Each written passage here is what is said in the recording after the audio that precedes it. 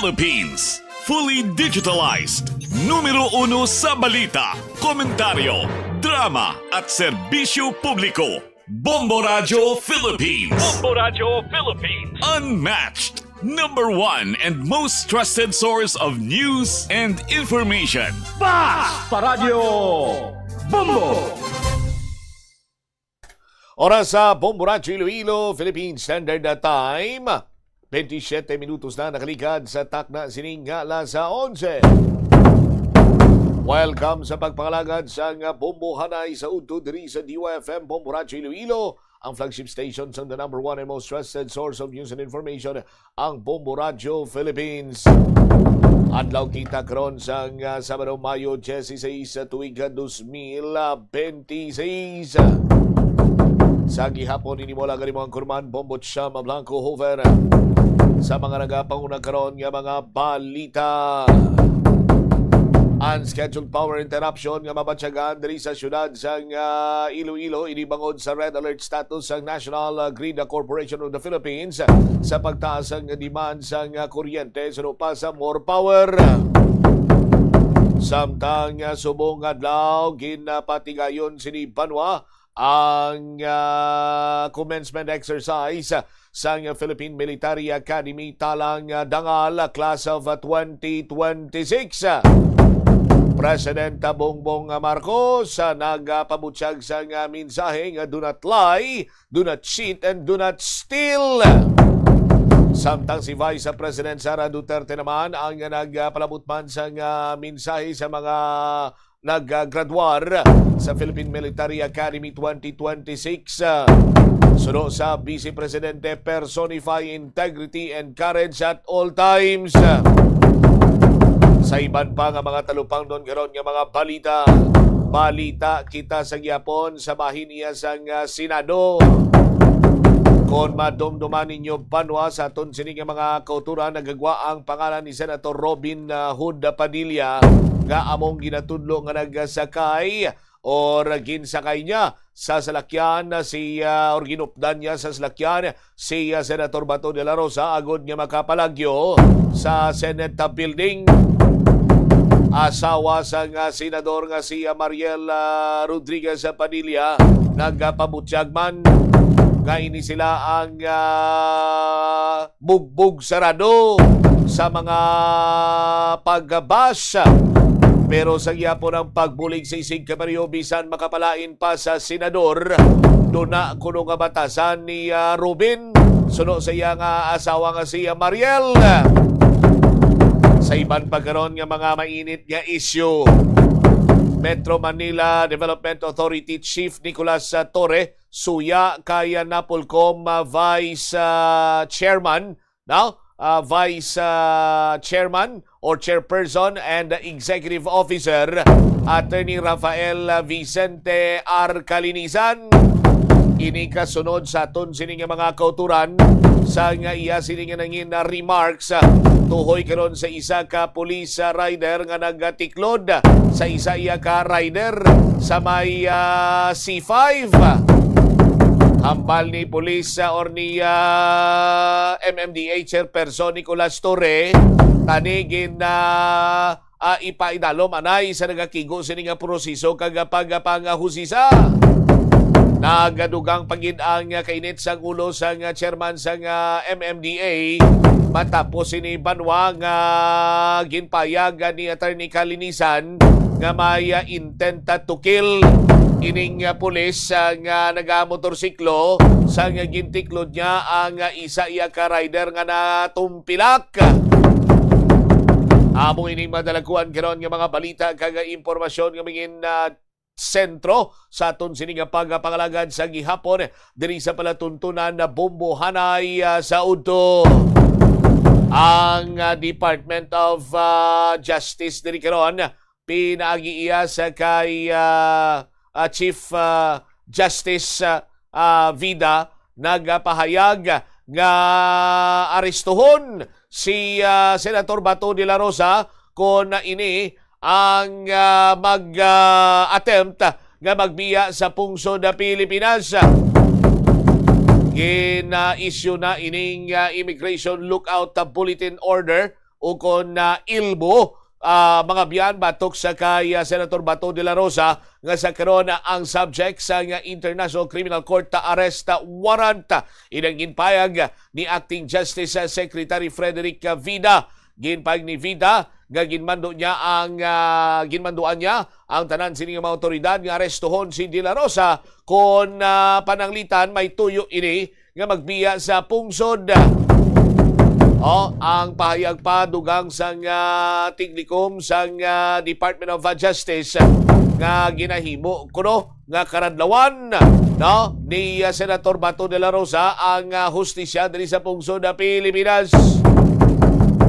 Kon madumduman pa sa aton sining mga kuturan padayon sa karon nga ginahusisa sang nagkalain-lain man sining ahensya sang gobyerno kag law enforcement agencies sang pungsod na Pilipinas. Ining natabo sining paggabiyaon ni Senator Bato de la Rosa sa Senate building matapos sining maghupa ang kinagamong or ining linukpanay sa sulod mga biyan sang Senado. Ti saton sining karon nga mga kauturan magluwas sa sining ilbo sa aton sinimatag palamati on alert karon ang tagsa sini ka mga law enforcement agencies nga nagakadapat sini banwa nga kun masiplatan kuno ining senator nga si Bato de la Rosa gilayon ini nga pag-aarestohon. Nagakadapat sini banwa nga hindi pagpalagyuhan ni De la Rosa ang alleged criminal responsibility kag indirect co-perpetrator sa crimes against humanity kag murder humalin iya Hulyo 3 tubtob Abril tuig 2018 nga kun sa diin mayara sa ginabanta 32 ka mga persona ang nagkalamatay. Ginpainalom ini sa protective custody sa Senate matapos ang National Bureau of Investigation Agents nag-attempt nga mag-serve sa warrant of arrest sa Lunes kadlaw. Si De la Rosa ang nakapalagyo mga biyan kag nagkarado sumo pa gani isang dalagan sa tong mga alas 12:30 sa tinalikdan iya nga Huwebes. Sa aton sining mga kasibanwa or rather si De la Rosa nakapalagyo nakabiya sa Senate building ginabulubanta mga alas 2:30 sa kagahon gaupod sa kay Senator Robin Hood Padilla. Ang iya sining niya nga location or whereabouts tubtob sa Simatinyon ang hindi pa matubod sa aton sining mga otoridad. Suno pa sa kay Vida ginmando niya ang arestohon si De la Rosa kung magtilaw ini o kung magtisting ini nga magbiya diri sa pungsod na Pilipinas. Ginapasalig naman sa Department of Justice nga ila siniiyang pagkamigon ang anuman nga attempt ni Senator Bato de la Rosa nga magbiya sa pungsod bilang mockery of justice. Sa aton sinikaron niya nga mga kabumbo ginpanginwala diri ni Director or Secretary Viga nga wala iya sa nga ginatawag sini nga manhunt operation batok sa kay De la Rosa kundi kung ninyo sini sa nga masiplatan kag yara iya ikaw sa bahin sang law enforcement ti i-grab mo na kunong opportunity nga dakpon ining nasambitan iya nga senador bangod sa iya sini nga warrant of arrest nga ginapangatubang sa karon sini Matinyon. Sa aton sini karon niya nga mga kabumbos ang ginpamangkot sa mga otoridad si Attorney Vida kagagin paplastar sila diri sa iya kung diin bala sumong si Senator Bato wala ini siya sa nga idea samtang gagin confirm naman ni Vida nga mayara sa nga valid ICC warrant tabatok sa nasambitan sining senador. Dugang pa ni Vida mga biyan sa nga Department of Justice kaya sining nga ginaabi-abi ang independence sa nga Senado pero ang gina-expectar sa chamber nga i-turn over ini saya once ang tanan sini nga mga legal matters ang marisolbar o galing way matigayon diri nga ma-turnover si Bato de la Rosa bangod ini siya ang nakapalagyo. Sa aton sini karon niya nga mga kasimanwa speaking sang pagpalagyo ni Senate or Senator Robin Padilla nakaangko naman ini sang nanari-sari kag tuman kadamo siniya nga pagpang pakamalaot pagpang bash Pero wala na ini ginasapa karon sa iya sining tiayon nga si Mariel Rodriguez Padilla. Bangod man nga ti kilala niya yang iya sining bana. Suno pagani sa Santo Anay artista si Senator Robin kuno basta iya nga magabulig, buligan niya gid kani humalin sa umpisa tubtob sa katapusan kag duna na ni kuno sa batasan ni Senator Robin. No, ngati saton sini nga mga kabumbo nagabulig siya sa iya sini Isig Capario bisan makapalain pa sa iya sini iya nga estado. Di sa karon na ginakabing person of interest ining si saton sini mga simanwa Senator Bato de la Rosa bangod man sa pagbiya sa bahin karon iya sang Senado. Nagpabutyag man sang pagkadismaya ang anay artista matapos ini Banwa nga ginaatake no ang iya sining bana nga si Senator Robin Padilla. Standby bala kay pabatita engineer kamahin sa podcast nanday Mariel Rodriguez Padilla kag Senator Amy Marcos. The sincerity to help is really there. Siyempre, hindi Pero ko... ang lupit ng politika, ha? Sobra. Babakbakan ka all the Sobra. time. Sasabihin kung bugbog ano-ano. Bugbog na. And, but in his heart, yung ano niya talaga to help is so genuine. And actually, that's the reason why I fell in love with Robin. 'Di ba? Na I saw someone na grabe yung genuinely Yeah. talagang gustong makatulong All to out. make a difference. All Yeah. out talaga to help yun. So, yun yung... With yun yung- nothing in return, di ba? Yes! Kahit na mapapasama pa siya, basta may Correct. grupo siya na kailangan may makinig sa kanya, kailangan Nakita ko mapakinggan, yun eh. gagawin niya. At anong pinaka-worst bash sa kanya? Sa lahat ng ginagawa, pakain na, abala talaga sa lahat ng Pilipino. I think Yung talagang nasaktan na kayo na hindi na nakakatuwa. yung pinaka na ano siya was you know when people say things online about Robin, pag nagte-trend dun sa mga hindi magaganda, kasi hindi ka naman magte-trend sa maganda eh. 'Di ba? Aminin po natin. Totoo, 'di ba? yan puro kabaskusan, kawalangyaan, yun ang magte-trend. bardagulan. Yes, doon ka po magte-trend. Hindi ka naman ever magte-trend dun sa magandang ginawa eh. So, yung pinaka hindi acceptable was when he was parang told that he was disrespecting the flag. Ay, yeah. Because Robin Naalala loves ko, the Philippines so He's much. such a national... Nabatian mga biyan ang pahayag ni Mariel Rodriguez Padilla ang tiayon ni Senator Robin Hood Padilla. Duwa sila to ni Senator Amy Marcos nag-istoryanay sa podcast ni Senator Amy Marcos. No, sa aton sini nga mga kabumbot mo kuno niyang duna nga batasan ni Senator Robin Hood Padilla mo bisan makapalain pa sa iya basta iya nga magbulig siya tudo-tudo kuno way sa pugong-pugong amo man kuno gani niyang isa sa mga rason kung nga ana hulog inang buot ni Mariel Rodriguez sa kay Senator Robin Padilla. Tiamo si Andre Banwa karon ang sitwasyon malangati the end does not justify the means. Sa aton sini nga mga kabumbo kay kumo sa paminsaron iya ni Senator Robin Padilla now in good faith buligan niyang iya sini nga abyan, buligan niyang iya sini nga kalyado, kapartido para iya nga hindi na siya madakpan abisang National Bureau of Investigation, hindi siya maaresto, hindi siya madala sa International Court sa The Hague, Netherlands International Criminal Court sa aton sini nga mga kabumbo.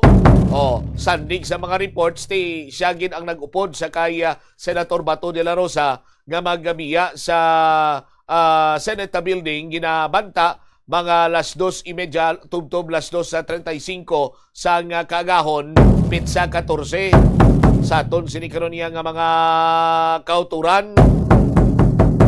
Hindi mo silingon nga amo niya ang amo ni ka genuine no, or genuine ang pamatasan ni Senator Robin Padilla. Sarang niya na iya nga mahimo nga papalagyuhon ang isa iya ka senador nga mayara sang warrant of arrest, no, sa aton sinikaron niya nga mga kasimanwa. Kay ti daw kasubong lang na iya nga ginpanugutan mo nga makapalagyo man ang kriminal. Sa aton sini nga mga taga-palamati. Ti ulihi mga biyan nga report nga nabaton sa nga mga opisyal sa bahin karon sa Senate building nga magkaupod sanday Senator Robin Hood Padilla kag Senator Bato de la Rosa nga nagbiya dira iya sa compound ng mga biyan sa Senate of the Philippines. Ti hindi niya hindi niya excuse ang immoral or unethical actions nga gingamit para nga ma-achieve ang papalagyo sa kay Senator Bato de la Rosa kay nagapati ang iya sining kampo nga inhustisya ni ang pagdakop sa iya ang pag-issue sa warrant of arrest sa International Criminal Court inhustisya. Batok iya karon sa kay Senator Bato de la Rosa. Ti amo ni Manuel ginbuligan ni Senator Robin Padilla, pero dako sini ang posibleng iya nga pagasabton bangon nga ti kasubong ini iya nga ti do nagkomiter siya sa pag-delay. Hindi lamang iya pag-delay kundi pagsupak pa sa tinutuyo nga mahatagan sa hustisya ang pamilya, ang biktima sa anti-illegal drug warfare o kon anti-illegal drug operation during the time ni former President Rodrigo Roa Duterte. Sa aton sini nga mga kabumbo ti sa karon, no, isa na sa mga ginakabing person of interest ining senador kag gina-expectar sini gani ginalauman nga hindi ini magpakita sa palabuton sini nga Lunes kadlaw sa pag-convene sa Senate Trial Court para iya nga husisaon kag eventually pamatbatan, no, ining nakomiter, no, nga sala mga biyan sa aton sinikaron niya nga mga tagpalamati. Ti dinaihan karon dinaihan karon si Senator Bato de la Rosa.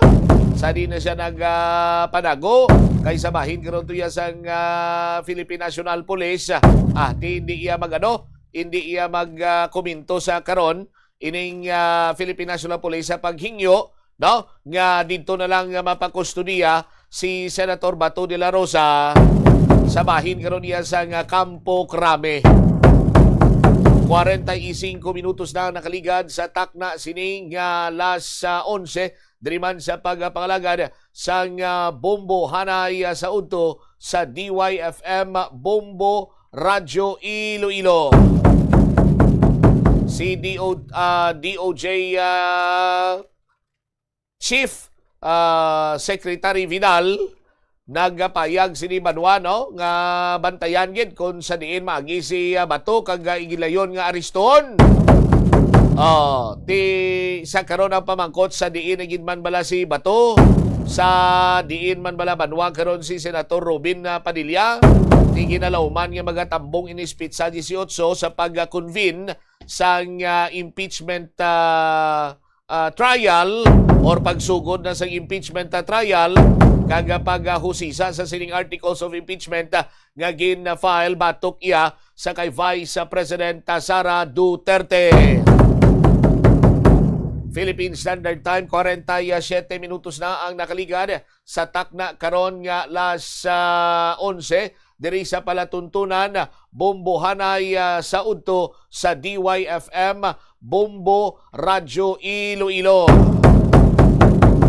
Humalin kagapon sining adlaw naka-eksperyensya diri sa bahin karon sa syudad sa Iloilo ang rotational brownout, no? bangod nga ti resulta ini sa nga power supply deficiency rason mayara sang forced outage no sa nagkalain-lain sini nga mga power plants diri sa bahin sa Visayas Grid.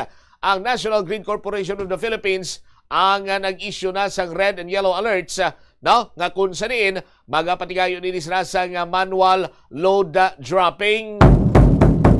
Ang brownout sa aton sini nga mga kasimanwa o kung ining rotational brownout gina-expectar nga magalawig sa nga 2-3 ka oras no kung anuman nga feeder ang mapektuhan sini. Ang mga affected feeders naman humalin kagapon diri sa palibot sa syudad sa Iloilo no amo iya ang nagkalain-lain nga mga substation kag feeders no nga ginalakipan sang city proper, Haro, Molo, Mandurriao kag Mega World. Sa aton sini karon niya nga mga taga Palamati. So why man karon sang nagakigo sini nga kung ano gin man nga problema sa bahin na Bisaya nga more power kundi mayara gid lamang sang pagsaka sang demand sang supply sang kuryente. Later on balatingwa naton nga makapakigangot diri sa kay Miss Angel Tan agud nga matagan kita sang dugang ay hibalo natuhoy sa nasambitan sini karon nga rotational brownout. Hasta subong sa mga kabumbo nato nagapalabot kita sa nga mensahe mabatyagan yung pagginbala dira kung konsumidor kamo sa nga more power mabatyagan yung gidman ang brownout. Igamay lang nga pasensya sa aton sini nga mga kabumbo 2 to 3 hours kuno ang kalawigon sini. Bangod man nga ti ang National Grid Corporation of the Philippines nag-issue sang red alert status and yellow alert status. Nga kung sa ninti ginhawa man ka dulo disponer isang more power diri sa bahin sa syudad sa Iloilo para nga ti hindi na maglawig pa ang pagdula sa energy kay sa karon sini man tinion no ang kuryente ang makabig naton iyang nesisidad na. Kay ti daw halos tanan nagagamit man iya sa kuryente hilabi na ang mga hilikoton sa sulod sang tagsa ka panimalay. 50 minutos na nakaligad sa takna sining las 11 diriman sa palatuntunan Bombo Hanay sa udto sa DYFM Bombo Radyo Iloilo. Now standby kamo sa aton sining mga kasimanwa sa iban pagin nga mga balita kag impormasyon. Sa karon sini nagapadayon ang hampang sa tunga sa Minnesota Timberwolves kag San Antonio Spurs. Yara na karon banwa sa quarter number 3 or bago lang nagtakop ang quarter number 3. Ang score San Antonio Spurs 110, ang Timberwolves 84. Samtang series tied na karon sa bahin iya sa Eastern Conference Division.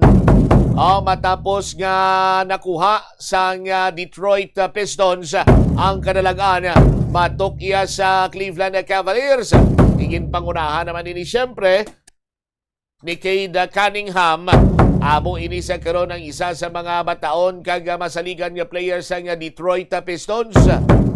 Wala magwa diri ang damang-damang ni Donovan Mitchell. Sa aton sinikaron niya nga mga kabumbong kung sa diin ginforce sang Pistons ang game number 7. Sa aton sinikaron niya nga mga kabumbo balantayan sa bahin karon niya sang San Antonio Spurs kag Minnesota Timberwolves bago gilamang nagsugod ang ila sini nga fourth quarter. Sa aton sini nga mga kasimanwa waiting dire ang New York Knicks sa bahin sa Eastern Conference Division, samtang waiting naman kung sinong ila sini nga mga inkasumpong sa Conference Finals sa Championship sa Eastern Division naman ang Oklahoma City Thunder. Sa iban pa nga mga talupang doon karon kag mga mainit man nga mga balita, by the way sa nasiling tana balikan talitanon ang linya ni Miss Angel Tan may kantanan sa sining rotational brownout bala. Sa iban pa nga mga talupang doon sini karon niya nga mga balita diri man sa aton sini nga pagpangalagad sa DYFM Bombo Radyo Iloilo, no? Istoryahan ta ang iban sini nga mga balita kag impormasyon, no, sa aton sini nga pagpangalagad, no? I-check naton in a while diri man sa aton sini karon nga ulop danay.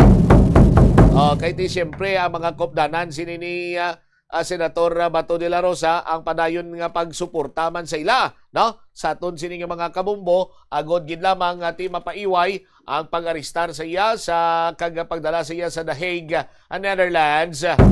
Kag mangin kaupod yun ang iya sini nga tatay nga si former President Rodrigo Roa Duterte.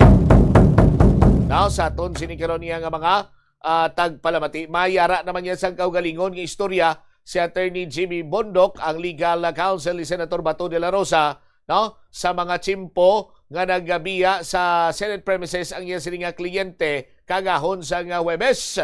Ang ulihi kuno nga pag-istoryanay nanday Attorney Bondoc, ginpamangkot ini siya may plano kabla nga magpauli kag ang sabat niya, hindi ko siguro muna iiwan itong mga senador. Hambal ni Bondoc, wala po kaming kaalaman doon, and I think ginawa niya iyon on his own accord, dahil ayaw niya nang may mangyari or may masaktan sa amin o sa Senado, dugang pa ni dugang pa sini ni Attorney Bondoc, payag kuno ni Mayor Bato.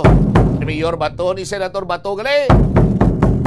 Why pa kuno iya ka ibalo diri kag why man sang kahilabtanan ang alkalde or ang abogado rather sa pagpapauli or paggabiya ni Senator Bato de la Rosa sa Senate building. 55 minutos na ang nakaligad sa takna sining las 11 diri man sa palatuntunan. Bombo hanay sa udto sa DYFM Bombo Radyo Iloilo. Standby sa iban pagin sining mga talupang doon nga mga balita bla. Diri man sa aton sini karon iya nga pagpangalagad sa DYFM Bombo Radyo Iloilo, no? Istoryahan ta iban pagin sini karon iya nga mga balita man sa aton sini padayon iya nga pagpangalagad subong man nga adlaw. By the way, sa aton sini nga mga kauturan ti week-long week-long celebration ini sa bahin karon iya sang mga hilikoton kag aktibidades sa probinsya man sang Guimaras. Si Senator Raffy Tulfo nagpanawagan man sa transparent investigation sa mga nagkalinabo sa bahin iya sang Senado. Ginakasubo sininiya nga ti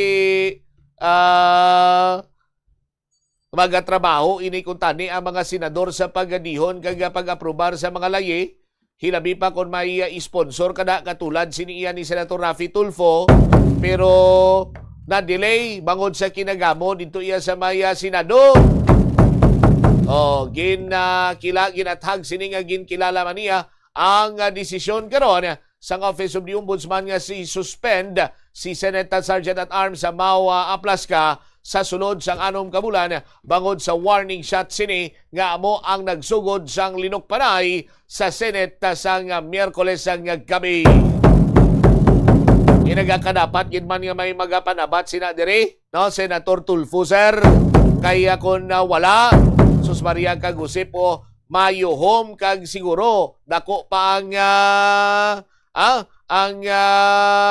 kaygayunan nga magliligid inisla sang kadlaw kon naway sang may madabat or pasabton diri bangod sa sining pagbutang man sa risgo sa kabuhi, hindi lamang kay mga katapos ang media kundi lakip na kabuhi man sa mga senador, bisan magambal pa kita nga malayo sila sa lugar nga kung sa diin mayara sang naglinot hanganay. Ang dugang nga mga balita kag impormasyon itugyan naton sa aton sini pa ring pagpangalagad later on sa Bombo sa udto pagkatapos sang Bombo Network News. Pakibatuan ang climate change. Magamit sang bag nga pwede magamit sang liwat-liwat agud mabuhinan ang plastic bag nga ginahaboy. Bangon din nagatugas ang greenhouse gases. Ikaduha, hindi masumi magamit sang computer. Kung 4 ka oras lamang sa isa ka adlaw ang imo nga paggamit sang computer, makabuhing ka na sang carbon dioxide emission nga 83%. Ikatatlo, kung malapit man lang imo nga kaladuan, mas maayo nga maglakat o kung magsakay na lang sa bike. Magluwas sa makakinot ka na, mabuhinan pang polusyon nga nagatugas ang climate change. Yari ang isa ka praktikal nga pamaagi agon makakinot sa paggamit sang tubig. Pag-usar liwat sang tubig. Kolektahon ng tubig nga gingamit sa pagpanglaba o kung ang tubig nga nagatulo gikan sa aircon. Pwede mo ina magamit sa pagpanglimpyo sa salog, pagflash o kung pagbunyag sang tanom. Ang tubig nga abi mo wala na pulos, pwede pa yagali nga makabulig sa imong palibot.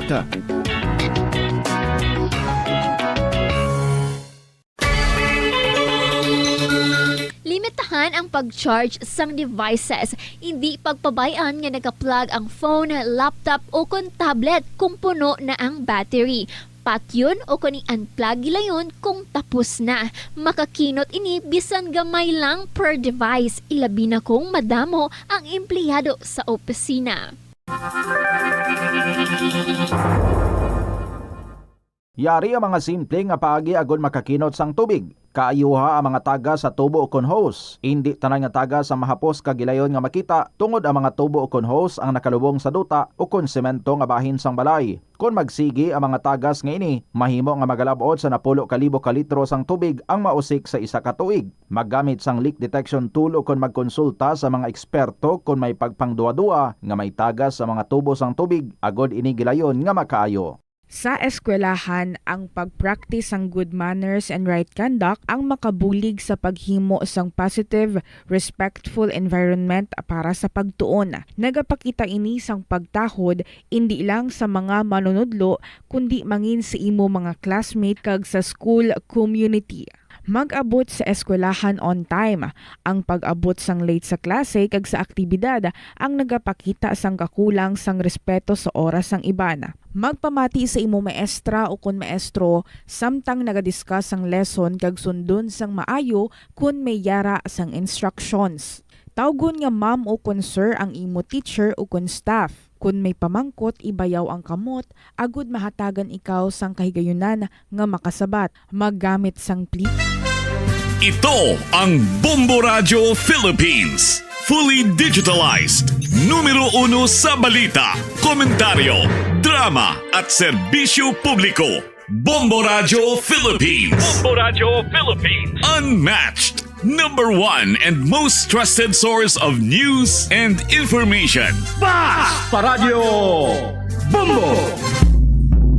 This is Bombo Network News Noontime Edition broadcasting live at Bombo Radio Broadcast Center, Makati City, Philippines.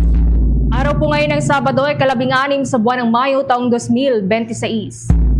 Sa ating mga headlines, Pangulong Marcos may paalala sa mga PMA o Philippine Military Academy graduates ukol sa katapatan at para sa konstitusyon at hindi raw sa politika. Pero si Vice President Sara Duterte may panawagan din sa mga graduates ng Philippine Military Academy na panatilihin ang integridad at ipaglaban ang soberanya. Samantala, Immigration Lookout Bulletin Order naman inisyu na ng Department of Justice laban kay Senator Ronald Bato de la Rosa. Tangkang pag-alis naman ng Pilipinas, ituturing na mockery of justice. At si Secretary Teodoro ng Department of National Defense tinawag na walang batayan ang kudeta rumors matapos ang gulo sa Senado. News naman ang Israel at Lebanon umani ng positibong suporta sa 45 araw na pagpapalawig pa ng tigil putukan. Sa ating balitang palagkasan ng Cavaliers kontra sa Pistons, pasok na ho sa Game 7 matapos na itabla saan ng Detroit ang serye sa 3-3. At live nationwide via satellite, dumako na tayo sa mga detalye ng ating mga balita. Sa pagtatapos ng Philippine Military Academy Class of 2026, nagbigay ng paalala si Pangulong Ferdinand Bongbong Marcos Jr. sa mga kadete na ang kanilang katapatan ay dapat na nakatuon sa konstitusyon at hindi sa anumang interes pampolitika, individual o ideolohiya.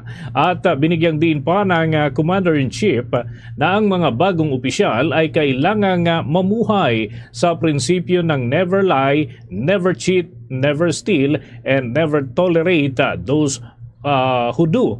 Ayon pa kay Marcos, ang pananahimik sa harap ng pagkakamali ay isang uri ng pagtataksil sa pinahahalagahan na serbisyo at yan ay para sa ating bayan at sa mismong prinsipyo na kanilang ipinangako na ipagtatanggol. Dagdag pa nga ng Chief Executive, ang integridad at katapatan ay pundasyon ng tunay na serbisyo publiko at dapat maging gabay ng bawat opisyal sa kanilang tungkulin.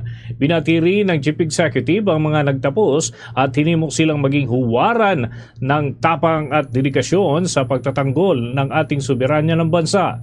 Sa kanyang naging talumpati ay mariin niyang ipinaalala na ang tunay na pamumuno ay nakaugat sa prinsipyo ng konstitusyon at walang pag-iimbot na paglilingkod sa sambayanang Pilipino. Kaugnay niyan, naritong naging mensahe ni Pangulong Ferdinand Bongbong Marcos Jr.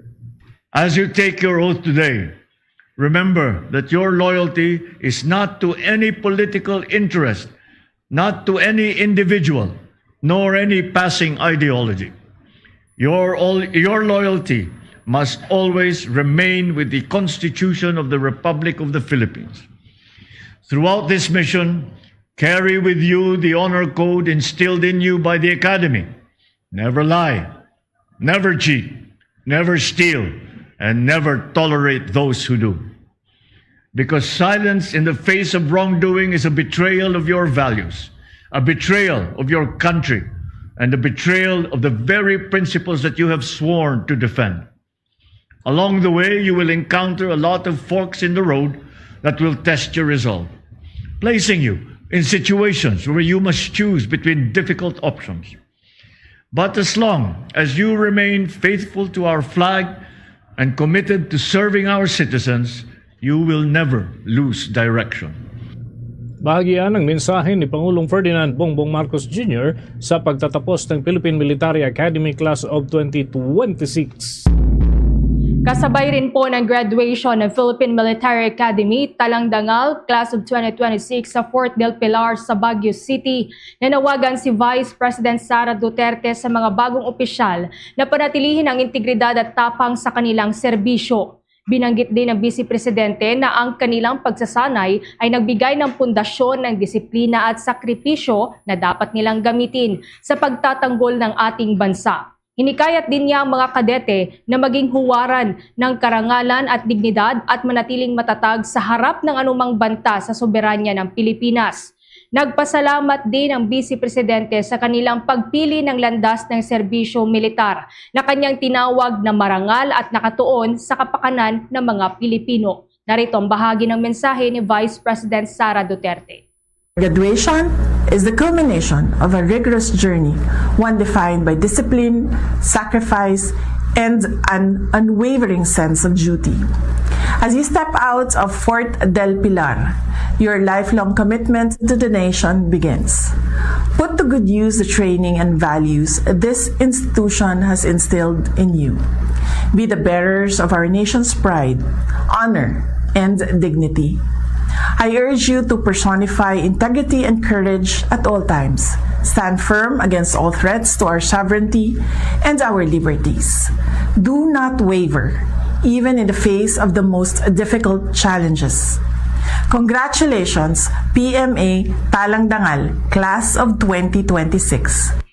Dagdag pa ng pangalawang Pangulo, ang kanilang serbisyo ay patunay ng determinasyon na ipagtanggol ang ating bansa at pangalagaan ang kalayaan ng mamamayan. Sa huli, binati niya ang mga nagtapos at kanilang pamilya bilang bahagi ng bagong henerasyon ng mga tagapagtanggol ng bayan. Sa mga karagdagang balita, Kampante si Department of National Defense Secretary Gilbert Chodoro na hindi maapektuhan ang hanay ng militar sa kasalukuyang issue na kinakaharap ni Senator Ronald Bato de la Rosa na dating isa ring uniform personnel o uniform official. Sa naging panayam ay natanong ito si Secretary Chodoro kung makakapekto sa mga sundalo lalo na sa mga graduate ng Philippine Military Academy ang naunang panawagan nito si Senator Bato de la Rosa sa kanyang mista at mga kapwa graduate ng Philippine Military Academy. Sagot naman ng Department of National Defense Secretary, tiyak na mananatiling tapat ang mga sundalo sa kanilang tungkulin kasamang pagtupad sa kanilang trabaho. Hindi rin anya nakikita ng kalihim na may mahihikayat na mga aktibong sundalo si Senator de la Rosa sa panawagan niya ng suporta mula sa mga alumni ng Philippine Military Academy. Una nang ginawa ni De La Rosa ang naturang panawagan sa gitna na rin ang posibleng pag-aresto sa kanya kaugnay ng arrest warrant na inilabas ng International Criminal Court. Katwiran pa ng kalihim, ang posibleng pag-aresto kay De La Rosa ay isang law enforcement issue habang ang panawagan naman ng senador ay isang political issue. Malinawan niya na hindi nakikibahagi ang mga sundalo sa political issues dahil batid ng mga ito ang kanilang papel at ang kanilang nilalaman ng saligang batas na dapat tutukan ukol naman sa kanilang mandato. Si Senator De La Rosa, mga kabombo, ay miyembro ng Philippine Military Academy at ito yung class group nila, yung Sinagtala Class of 1986. Samantala, kuha po tayo ng karagdagang report. Ang Immigration Lookout Bulletin Order inisyu na ng Department of Justice laban kay Senator Bato de la Rosa. Kumuha tayo ng mga karagdagan pang detalye dyan sa pag-ulat ni Bombo Grant Hilario. Ng Department of Justice na sila nag-issue na ng Immigration Lookout Bulletin Order laban kay Senador Bato de la Rosa. Sa nagrap na pulong balitaan, ibinagi mismo ni Justice Secretary Frederick Vida ang patungkol sa naturang kautusan alinsunod sa umiiral ng arrest warrant mula sa International Criminal Court. Ayon sa kalihim, layon sa inisyong direktiba na bantayan ang naturang senador sa magiging tangkang pag-alisman nito sa Pilipinas tungo ibang bansa. Aniyay, sakaling sumubok itong lumipad papalabas ng teritoryo ng Pilipinas, agaran raw itong ipapaaresto sa mga otoridad. Alinsunod dito, kanya sinabi na ipinag-utos na rin sa lahat ng malagad ng batas o law enforcement agencies ang kadyat na pag-aresto kay Senador De La Rosa sa oras magtangkang tumakas sa bansa. Ating pakinggan si Attorney Frederick Vida ng Department of Justice. I've issued an ILBO already for him. We've sent notices to our border control authorities, basically.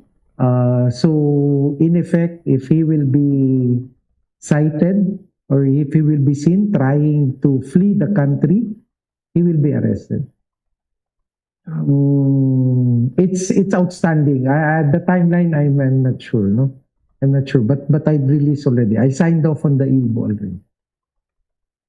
Bato o si Senador Bato na ituturing bilang pangungutya o mockery of justice kung ang mababatas ay susubok na umalis ng Pilipinas kasabay sa kinakarap na warrant mula sa International Tribunal. Kanyang binigyan din ni Justice Secretary Vida na ang gawain ito ay magtutulak sa kanila para tuluyan isagawa at ipag-utos ang pag-aresto sa naturang senador. Kinikilala naman ng Department of Justice ang katas-tasang hukuman bilang final arbiter para bigyan linaw ang mga issue patungkol sa usapin proseso ng International Criminal Court. Muli ating pakinggan ang kalihim ng Department of Justice na si Secretary Frederick A. Vida. Next, the Department of Justice will treat any attempt of Senator Bato de la Rosa to leave the country as a mockery of justice. And I'm giving specific orders to law enforcement agents, to our border control authorities, that if Senator Bato de la Rosa would try to leave the country, that the appropriate arrest should be made. He is under the protective custody of the Senate, and we expect the appropriate turnover once all the legal issues have been resolved, the petition pending before the Supreme Court. Of course, we do acknowledge the Executive Department through the Department of Justice acknowledges the judiciary, the Supreme Court being the final arbiter of resolving all this. Samantala, sa pagtatanong ng Bombo Radyo sa kalihim, naniniwala si Justice Secretary Vida na sapat naman ang inisyong Immigration Lookout Bulletin Order kumpara sa mas mabigat na kautusan tulad ng Hold Departure Order. Maaari pa rin anyang may sigaw ang pag-aresto kahit pa immigration lookout lamang sapagkat sa oras na siya'y ma-hold sa immigration, agad itong itatawag sa otoridad para arestuhin ang mambabatas. Muli si Attorney Frederick Vida ang kalihim ng kaguran ng katarungan. Sir, and you mentioned kanina po na ILBO po ang in-issue po natin laban kay Senador De La Rosa, and we know that ILBO is not to prohibit a person na makalis ng bansa. Sir, hindi po ba kulang yung ILBO para hindi makalis ng bansa si Senador? Pero kasi yung hold departure order versus ILBO, di ba? Korte nag-i-issue nun, ILBO. Pero pag na-hold na siya sa immigration, based on the ILBO, our immigration authorities will already contact our law enforcement agents. Aarestuhin na siya. Yan ang tinig ni Justice Secretary Frederick A. Vida. Si Senador Bato de la Rosa ay naharap sa kasong crimes against humanity sa International Criminal Court. Siya ay isa sa mga co-perpetrator ni dating Pangulong Rodrigo Duterte sa pagpapatupad ng programang War on Drugs ng nakaraang administrasyon.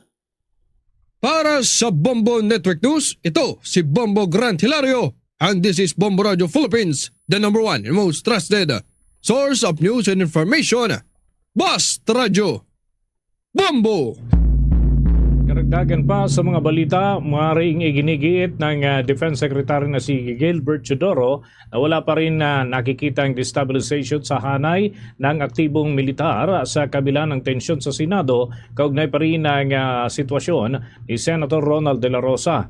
Ayon sa kalihim, nananatiling profesional ang Armed Forces of the Philippines at hindi nakikialam sa mga usaping pangpolitika. Anya, maraming magkakaroon ng suporta doon sa ilang retiradong opisyal o dating kasamahan. Itong si Senator De La Rosa mula sa Philippine Military Academy, ngunit hindi umano maapektuhan ang mga nasa aktibong serbisyo. Binigyang diin pa ng opisyal na natuto na ang militar mula sa mga nakaraang insidente na nakikialam sa politika at wala umanong legal na basihan ang mga ipinapanawagan at yan ay katulad ng pag-aklas ng sandatahang lakas. Ang mga pahayag ni Chodoro ay kasunod rin ng kaguluhan na naitala sa mataas na kapulungan ng Kongreso nitong 13 ng Mayo habang nasa protective custody itong si De La Rosa na naharap naman sa arrest warrant mula sa International Criminal Court dahil sa umano'y crimes against humanity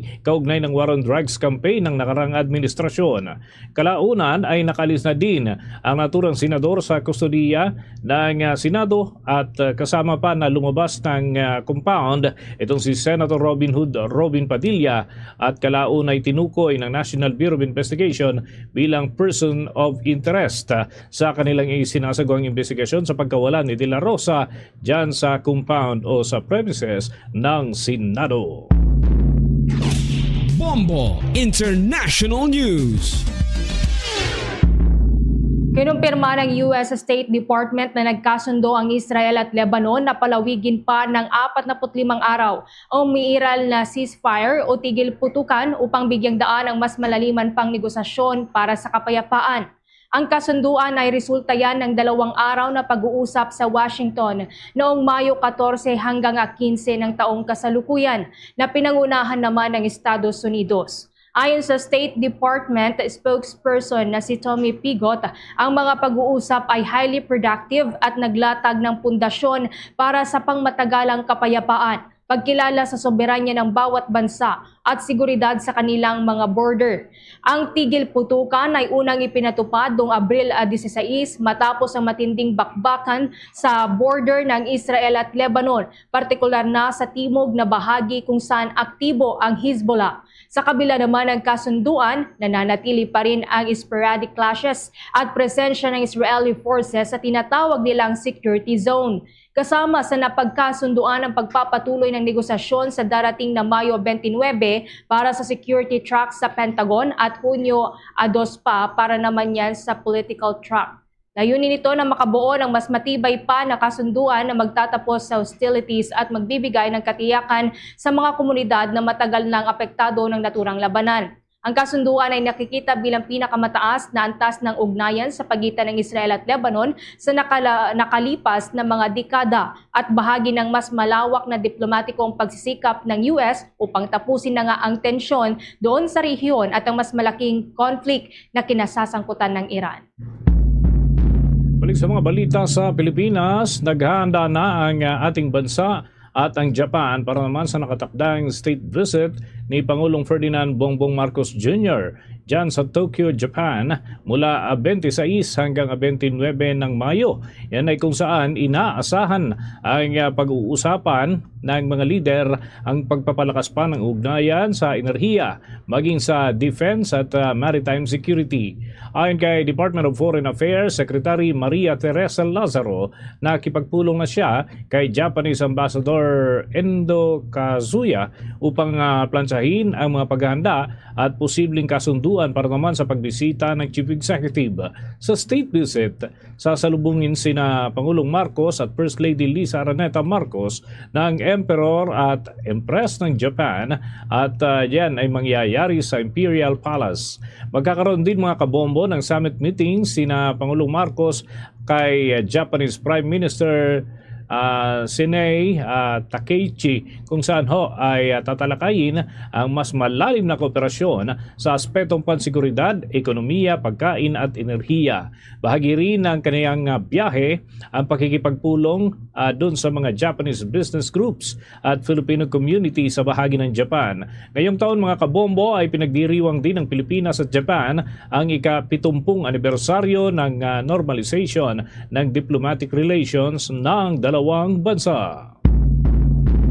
Samantala sa puntong ito, kuha pa po tayo ng karagdagang report. Ang warning shot ni suspended Senate Acting Sergeant at Arms Mau Aplasca dapat daw na imbestigahan. Posibleng paglabag naman sa rules of engagement kailangang siyasatin ayon yan kay dating PNP Chief General Nicolas Torre III.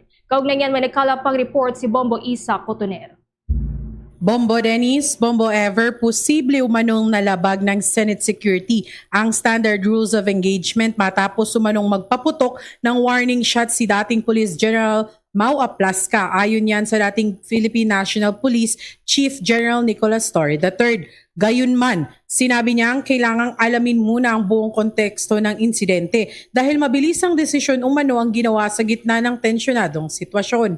Ito ay kaugnay sa insidente ng putok ng baril sa Senado noong nakaraang Miyerkules, Bombo Dennis. Ipiniliwanag pa ng dating hepe na sa ilalim ng Rules of Engagement ng Philippine National Police o PNP, hindi pinapayagan yung ginawang warning shot. Ngunit nilinaw na hindi na nga miyembro itong si Aplasca dahil retirado na ito sa kanyang serbisyo. Sinabi rin ni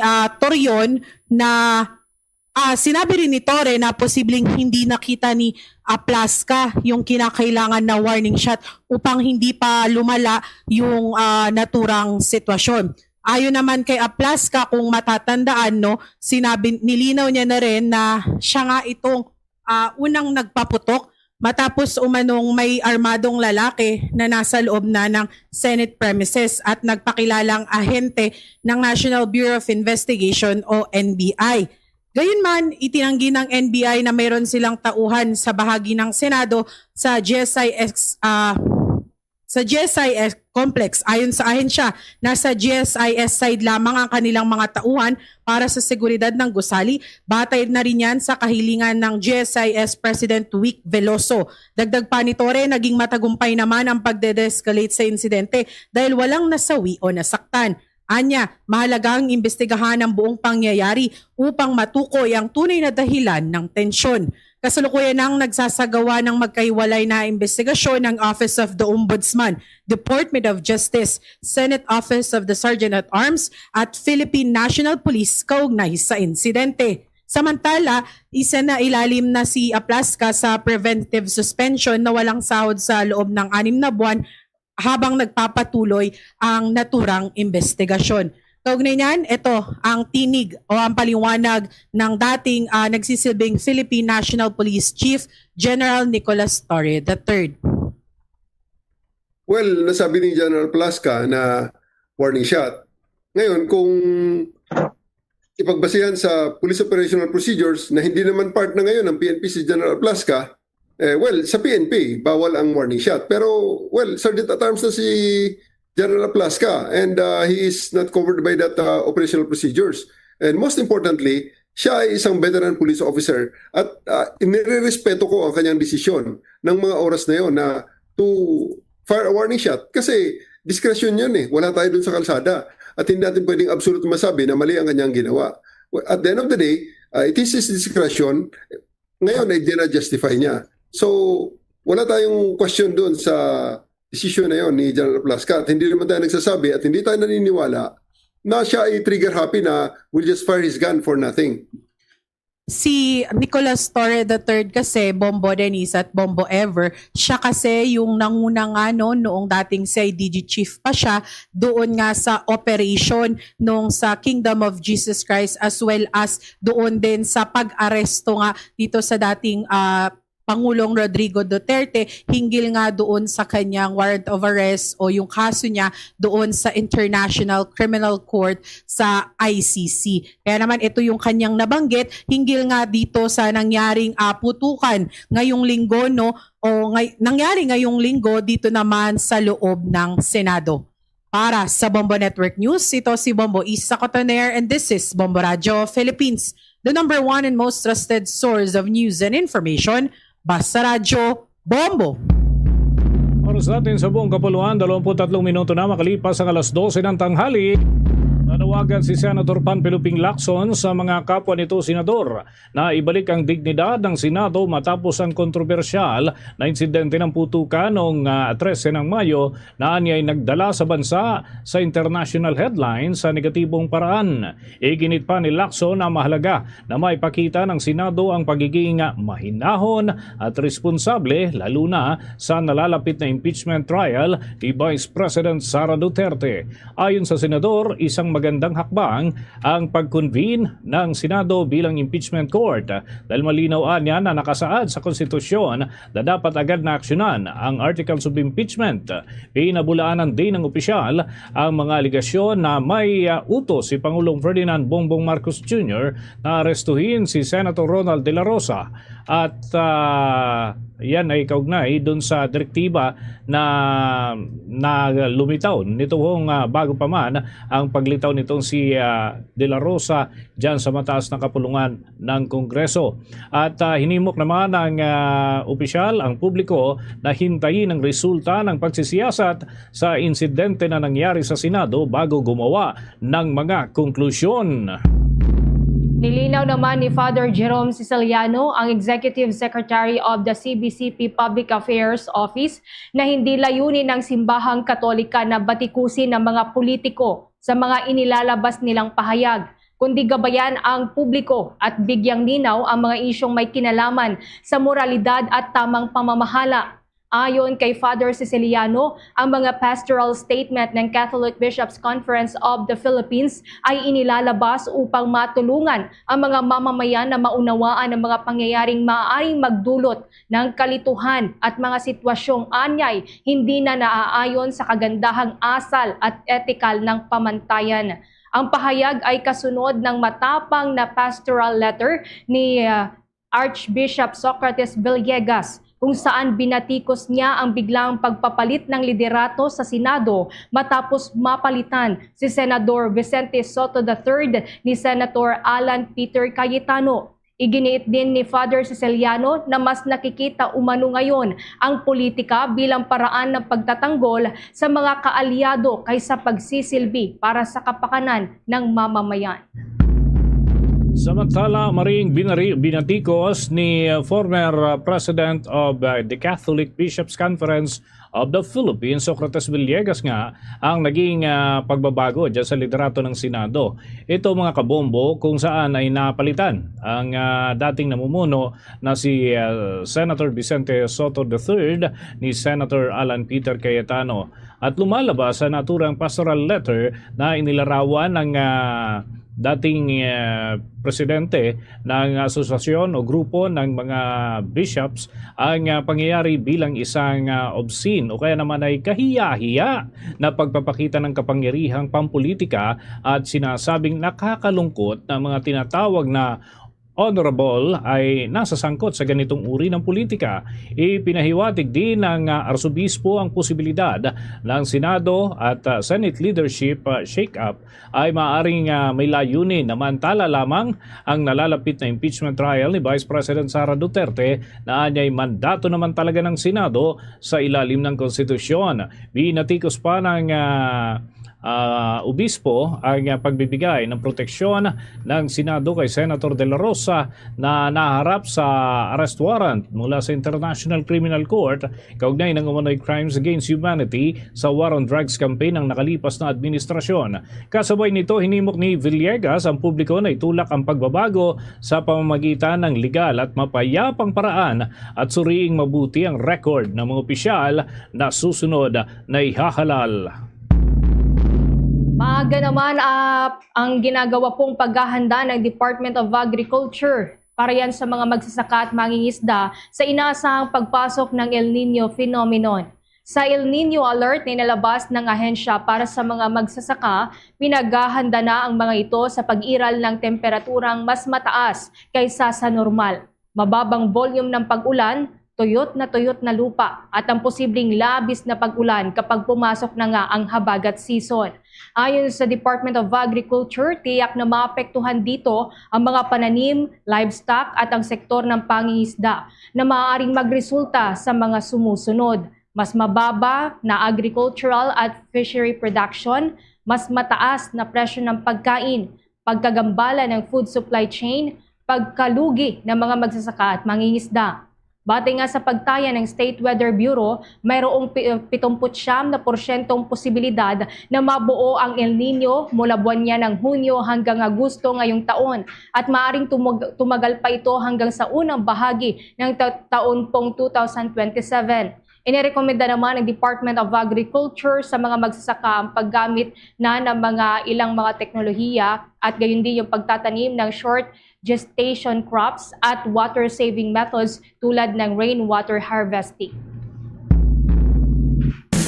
The Bombo Radio, Energy, Conservation, Advocacy. Kung kaya, gumamit muna ng electric fan bago mag-aircon.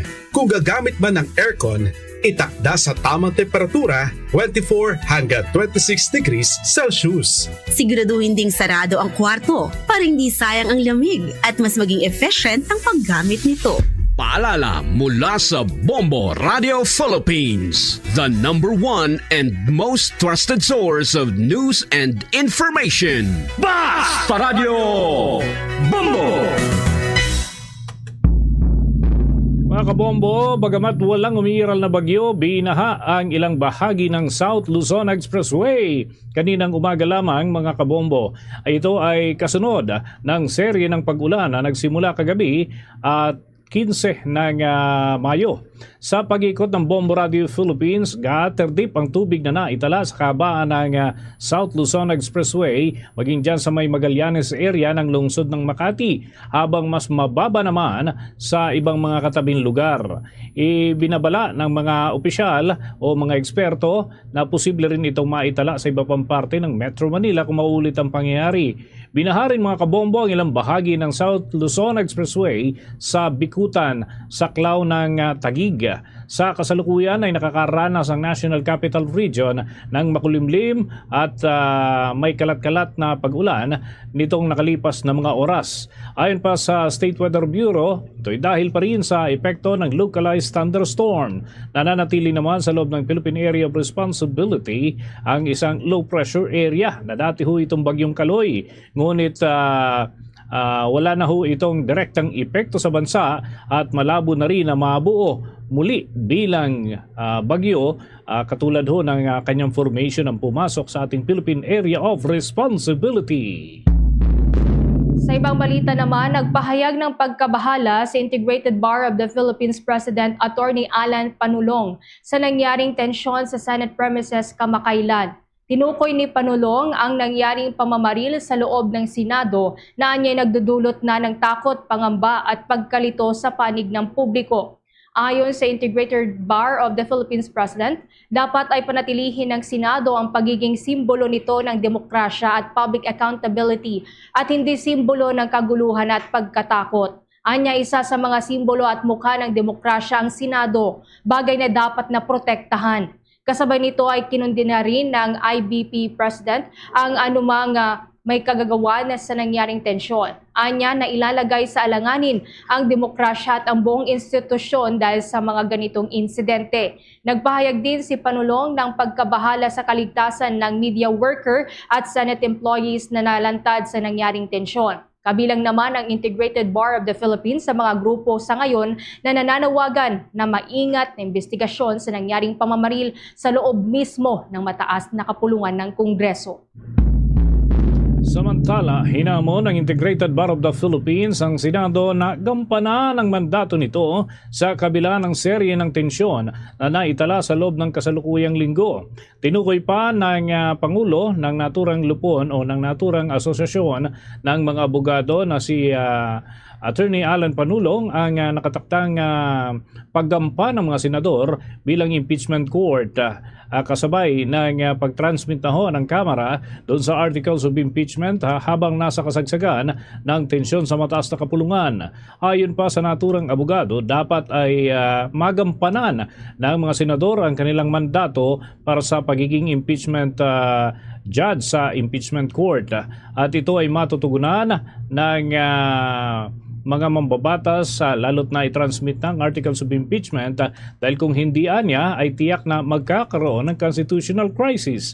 Dagdag pa ng abogado, bagamat may diskresyon ng Senado sa kung kailan magpapatuloy ang impeachment proceedings, hindi dapat na inaabuso ang naturang otoridad sa paraan na makakapekto na sa pag-usad ng hustisya.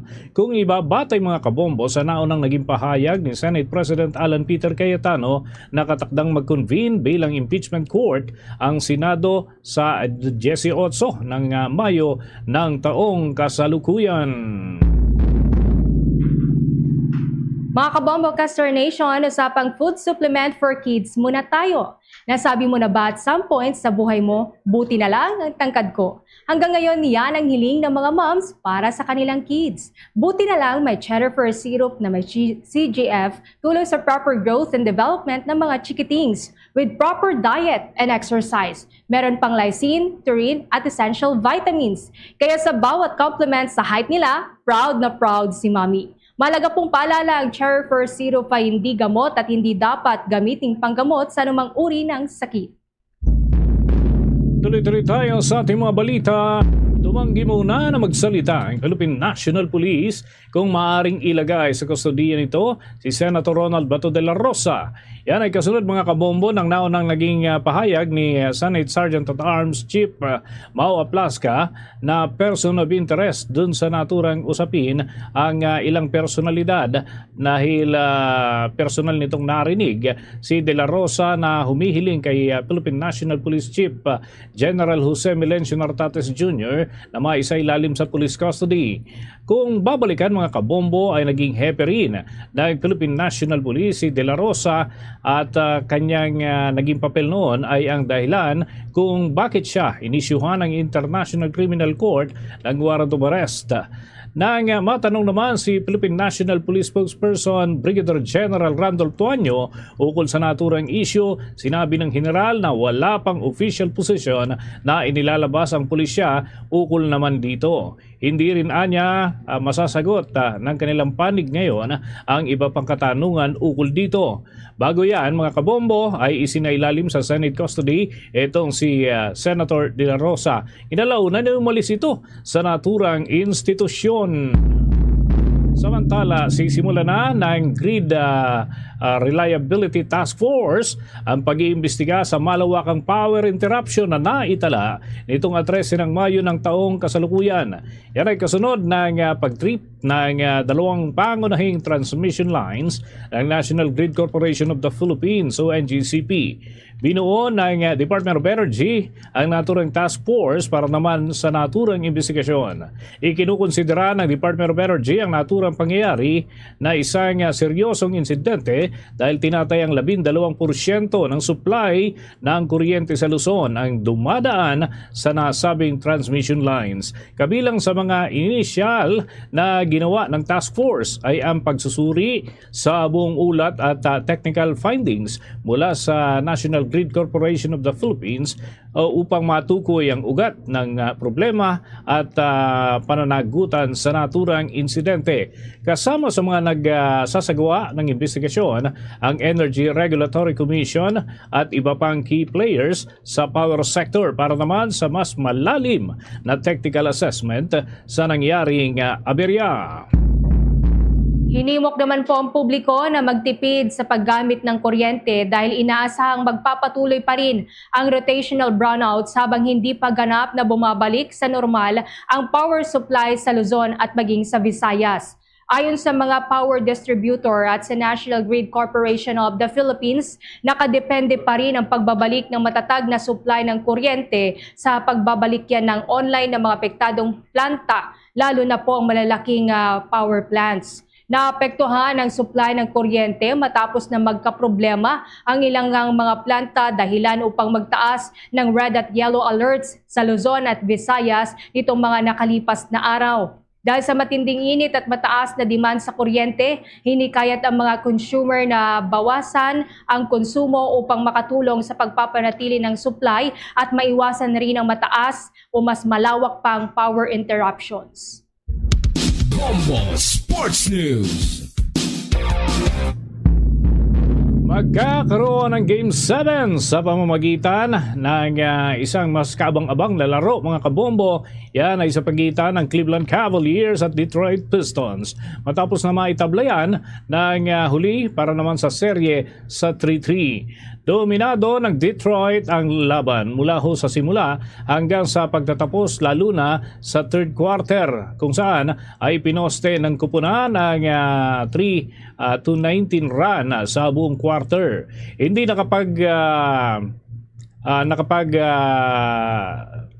lagay ng kanyang mga shoots ang Cavs. Kaya ho, naitala ang 52.4% shooting ng Pistons lalo na sa 3-point shooting kung saan ay 16 ang naipasok ng kupunan mula naman sa 36 na kanilang pinakawalan at ito mano ay mas napaganda sana ang kanilang diskarte upang mas abanse ang kanilang posisyon. Tanging 12 to 3-pointers lamang ang naipasok ng kupunan ng Cavs. Sa pagtatapos naman ng laban, hawak ng Detroit ang 21-point lead. 115 to 94 ang kanilang puntos. Nanguna dito si Cade Cunningham na nagpasok ko ng 21 points habang 15 points at 11 rebounds ang naging ambag naman ng sentro na si Jalen Duren. At sa panig naman ng Cavs, nagbulsa si James Harden ng 23 points, 7 naman ang kanyang rebounds at 4 na steals. Gaganapin ang huling laban, yung tinatawag nating Game 7 sa Detroit na ho ito at nakatakda sa susunod na linggo at mas kabang-abang dahil ay home court advantage naman ang naturang kupunan at tinitig ng potensyal o posible na makatulong ito para naman sa momentum ng kanilang laro. Sa puntong ito ng ating balitaan, kukuha na ho tayo ng mga balita mula sa ating mga himpilan sa iba't ibang dako ng ating bansa. Mga dawit sa umano'y pagkawala ni Senator Bato de la Rosa, posible raw maharap sa obstruction of justice. Ayon yan sa isang constitutional law expert. May balita dyan ng Bombo Radio Dagupan. Posibleng maharap sa kasong obstruction of justice ang mga taong umano'y tumulong o naging responsable sa pagkawala at pagtakas ni Senator Ronald Bato de la Rosa.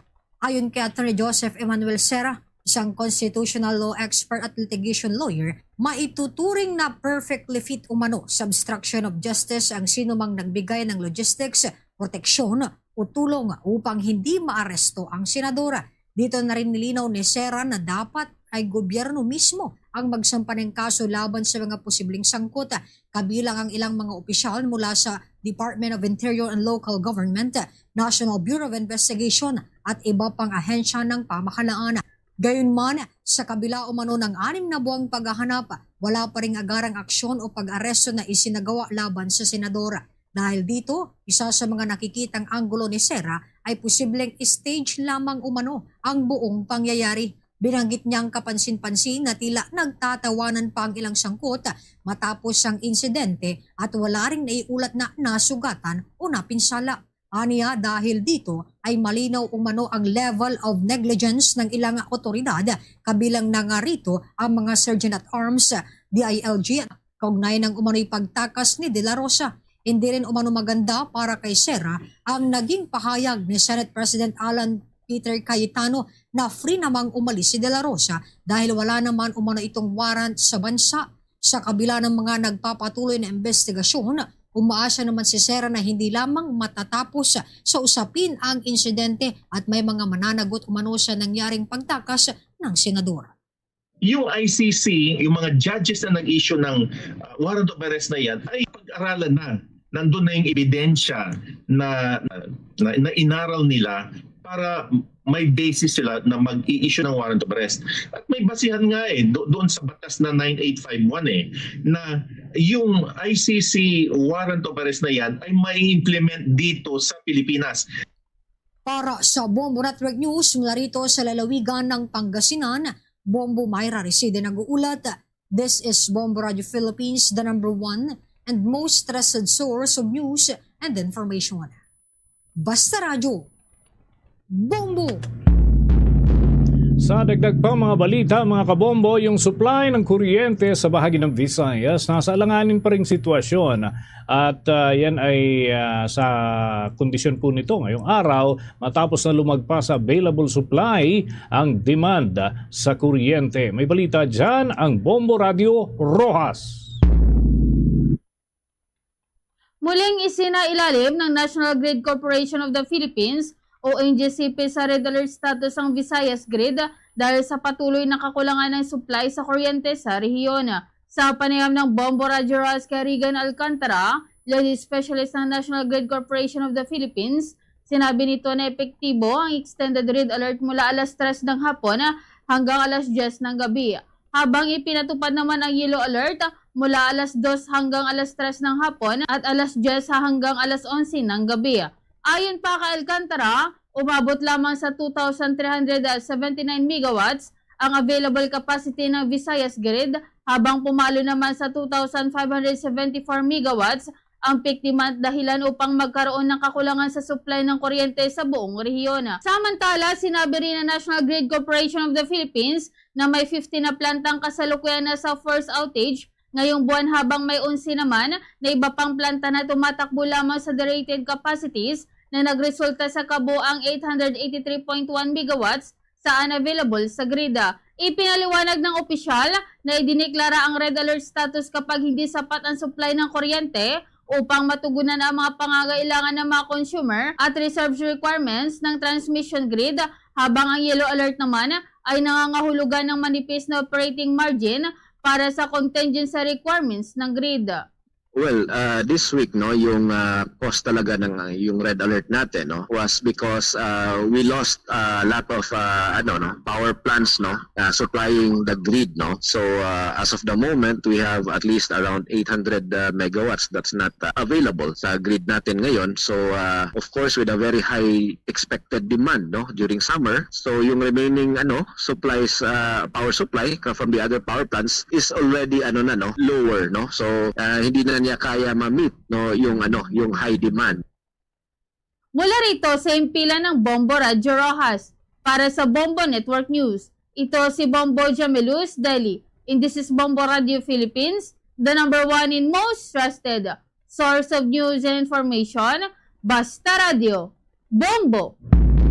Ang Department of Interior and Local Government naman pinalalahanan ang target noon umano ng Duterte na si dating Mayor Jed Patrick Mabilog na hindi paghihiganti kundi reforma ang pagtatalaga sa kanya bilang Undersecretary ng ahensya.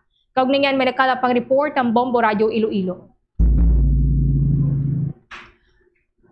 Pinaalalahanan ni Interior Secretary John Vic Remulla si former Iloilo City Mayor Jed Patrick Mabilog na hindi paghihiganti kundi reforma ang kanyang pagkakatalaga bilang bagong Undersecretary ng Department of the Interior and Local Government. Bahagi ito ng naging talumpati ni Mabilog sa ceremonial oath-taking nito sa Iloilo City na dinaluhan ng kanyang pamilya, mga taga-suporta at ilang mga opisyal ng gobyerno. Si Mabilog ay itinalaga ng Malacanang bilang Undersecretary for Public Safety ng Department of the Interior and Local Government kung saan kabilang sa kanyang saklaw ang disaster preparedness at community empowerment.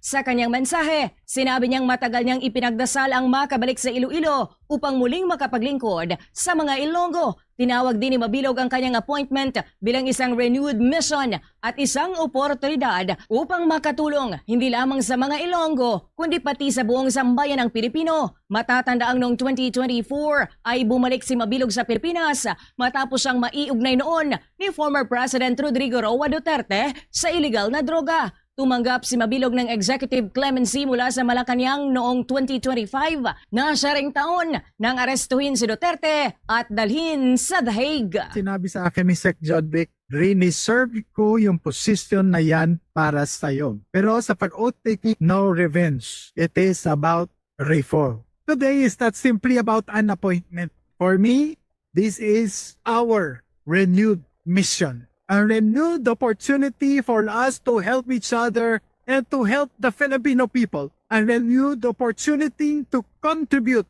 to Iloilo City, the nation building through peace. Si Undersecretary Jed Patrick Mabilog para sa Bombo Network News mula sa Bombo Radio Iloilo. Ako si Bombo G. Zapadios. This is Bombo Radio Philippines, the #1 and the most trusted source of news and information. Basta Radio, Bombo! Samantala, kinastigo ng Sandigan Bayan ang Office of the Solicitor General dahil sa umano'y paulit-ulit na pagkaantala sa paghahain ng ebidensya at mga testigo sa forfeiture case kaugnay ng sinasabing natitirang ill-gotten wealth case ng pamilya Marcos. Sa naging pagdinig ay humingi ng dagdag na oras ang Office of the Solicitor General para naman makumpleto ang mga dokumento at makapaghain ng mga competent witnesses. Ngunit iginit ng korte na hindi na katanggap-tanggap ang patuloy na antala sa naturang kaso. Kabilang sa mga respondents sa kasong ito, sina Pangulong Ferdinand Bongbong Marcos Jr., dating unang ginang Imelda Romualdez Marcos at Senator Amy Marcos at maging si Irene Marcos Araneta.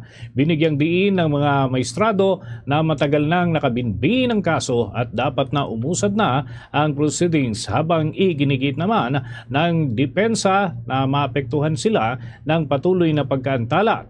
Sa huli ay pinagutos na ng korte ang pagsusumite ng mga position na documents at yan ay sa magkabilang panig at isumite na rin ang kaso para sa resolusyon. Nagpasalamat din ng mambabatas sa patuloy na pagsuporta sa kanya at sa kanyang pamilya sa kabila ng mga aligasyon. Papatayo mga kabombo ng karagdagang balita. Ito si Senator Amy Marcos maring itinanggi na orchestrated drama ang kaguluhang naitala dyan sa Senado. Iginigit ho na binaluktot ang kwento tungkol sa umano'y paglusob sa Senado. May balita ang Bombo Radio Cebu. Mariing itinanggi ni Senador Amy Marcos ang mga paratang na ang tensyon sa Senado ay isa lamang orchestrated o drama, at sinasabing ang kwento ay binaluktot upang pagtakpan ang mga tunay na may pananagutan.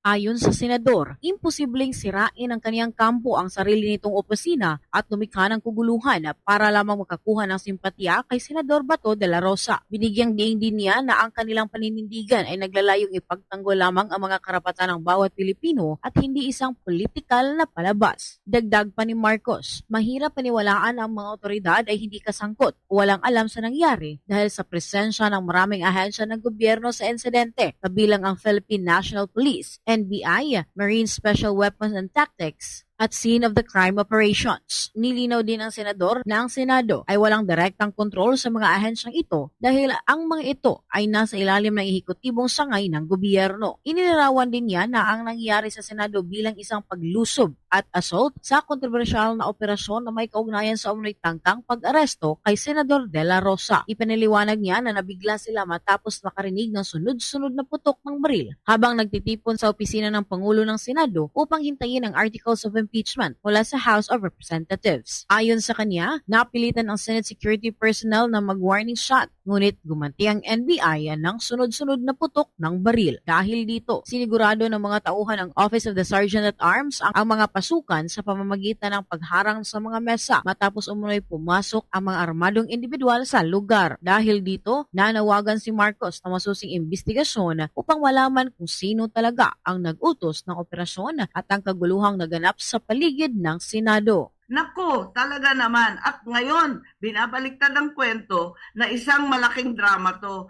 Pambihira naman drama.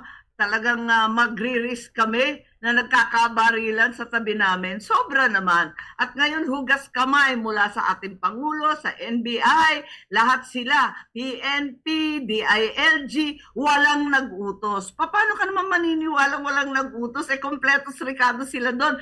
Mula dito sa Cebu, Bombo Irene Ardiente. And this is Bombo Radio Philippines, the #1 and most trusted source of news and information. Basta Radio. Bombo. Posibleng pagtaas naman ng singil sa kuryente inaasahan dahil sa kakulangan ng supply sa Visayas. Responsableng energy consumption binagyang diin. Kaugnay niyan may report pang Star FM Cebu. Posibleng tumaas ang singil sa kuryente ngayong buwan at sa mga susunod pa dahil sa pagtaas ng presyo ng fuel at kakulangan ng supply ng kuryente sa Visayas. Ito ang inihayag ni Engineer Nico Arancilio, Engineering Technical Support ng Visayan Electric Company of ECO, kasabay na pagbibigay diin sa kahalagahan ng responsableng energy consumption upang makatulong sa pag-iwas sa mas malaking problema sa supply ng kuryente.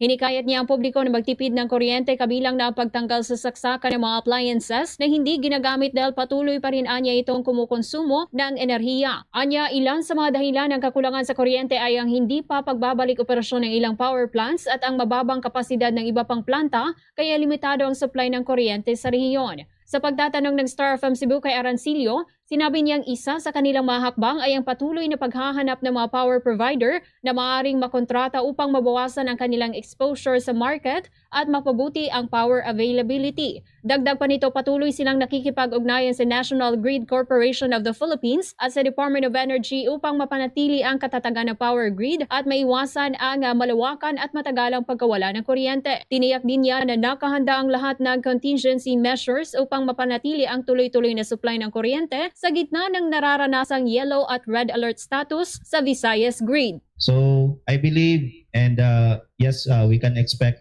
there's an impact yet of the current situation and the rates.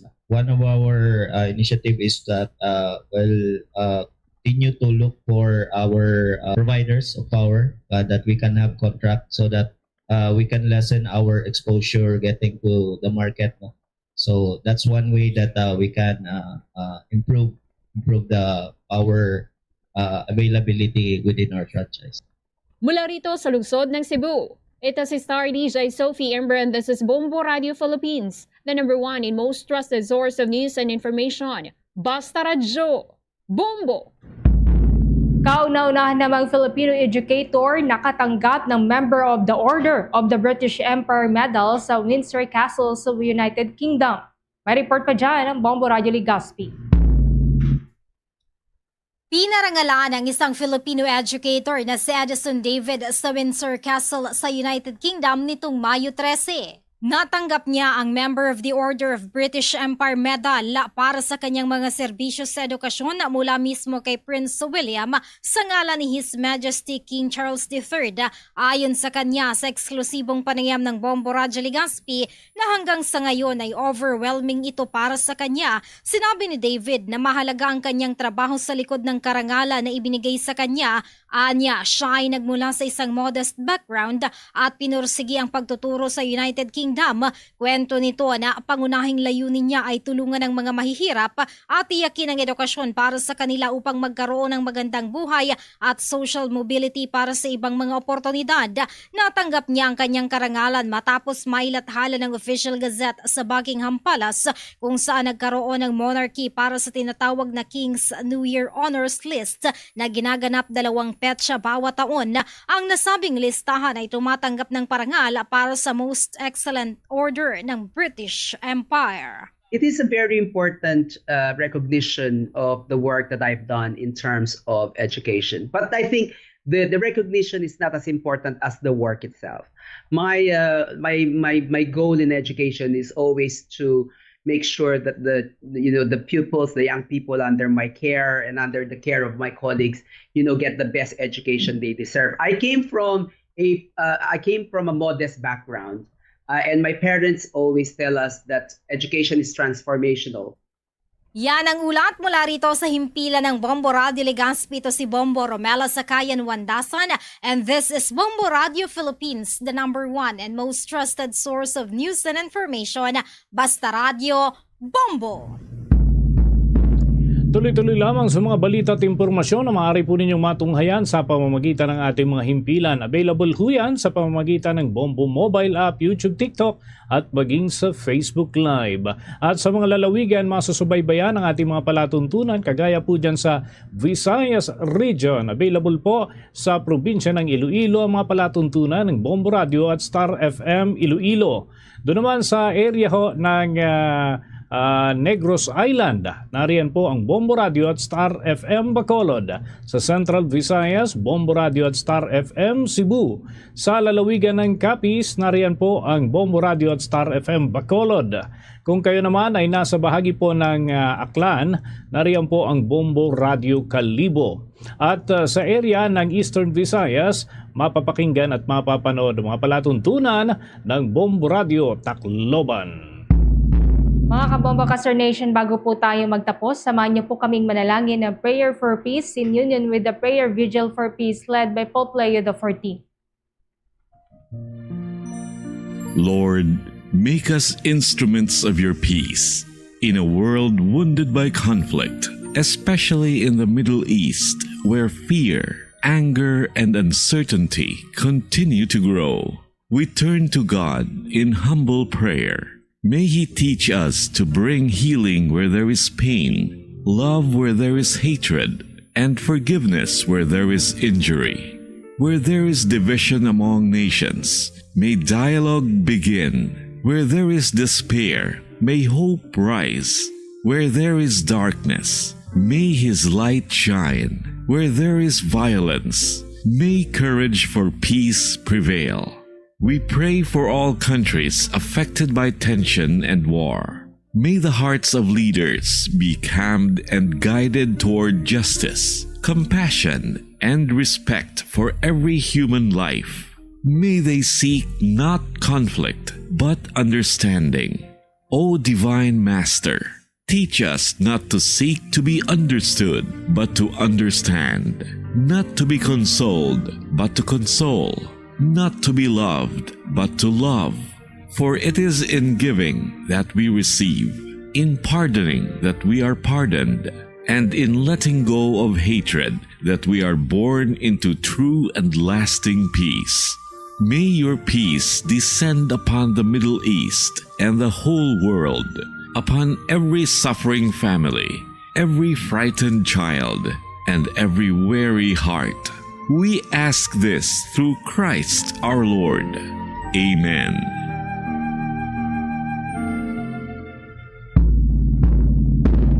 Luzon, Visayas at Mindanao, yan nakabuhan ang ating mga balita sa Bombo Network News Noontime Edition. Ang back-to-back winner sa Catholic Mass Media Awards bilang Best News Program.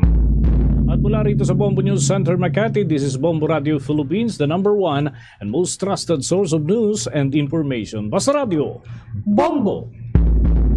For the most trusted source of news and information, visit our website at www.bomboradio.com. Follow us on Bombo Radio mobile app, Facebook, YouTube, TikTok, and X, formerly Twitter. Like, share, and stay connected. Anytime, anywhere.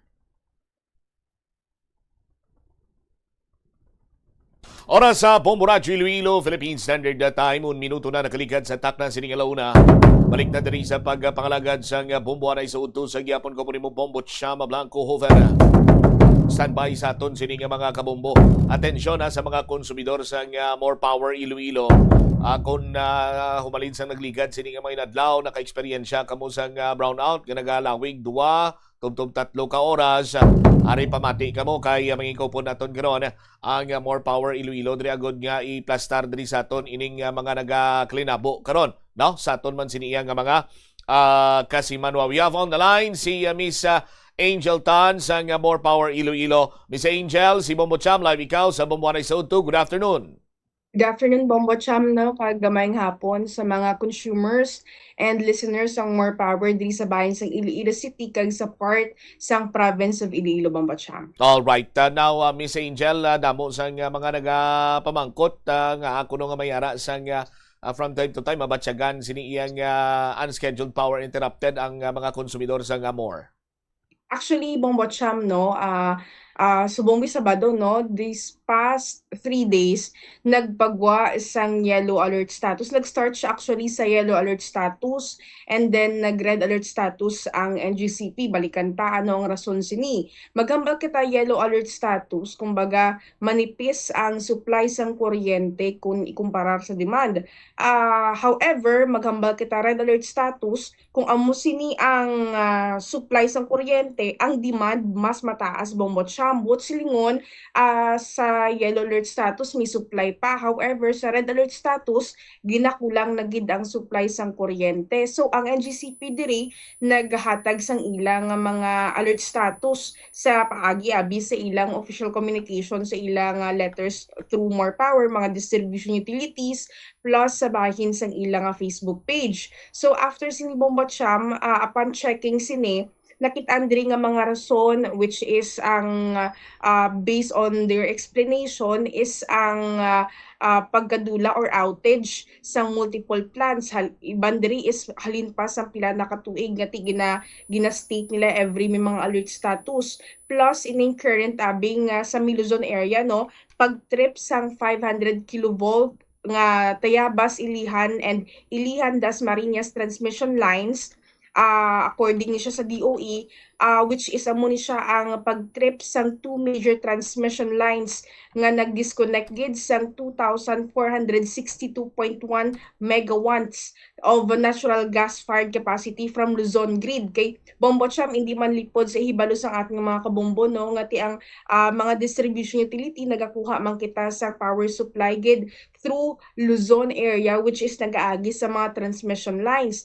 Plus nagdugang pagid diri ang deteriorated pagid nga report abi ni ang report abi ni no, sang Masinloc Unit 3 nga naga-generate sang capacity of 325 megawatts kuntan Bombo Cham. To cut the story short, buot silingon sa generation kag supply pa lang side may problema na. So the reason why nga nagpagwa diri sang ilang alert status sang NGCP. So after this one, naghulat kita sang proper communication from the NGCP on what we can do. Nakita diri actually Bombo Cham nga mangkot sa mga kabombo naton nga ang why abi nakapreparar knowing summer season kay amo gid ni ang main reason Bombo Cham weather condition naton nga nag-skyrocket o kung nagtaas ang demand sang kuryente because nagka-problema, hindi siya planado nga problema ining mga planta plus ining pag-trip sang transmission lines dito sa bahin sang Luzon nga kuntani ang transmission lines amo na siya ang alagyan sang kuryente halin sa source naton Bombo Cham. So nagulat kita sa proper communication sa NGCP ano gid man bala ang dapat naton himuon kay worst case scenario amo ni siya ang parang ang natabo diri is ang aton nga power interruption nga rotational ni siya.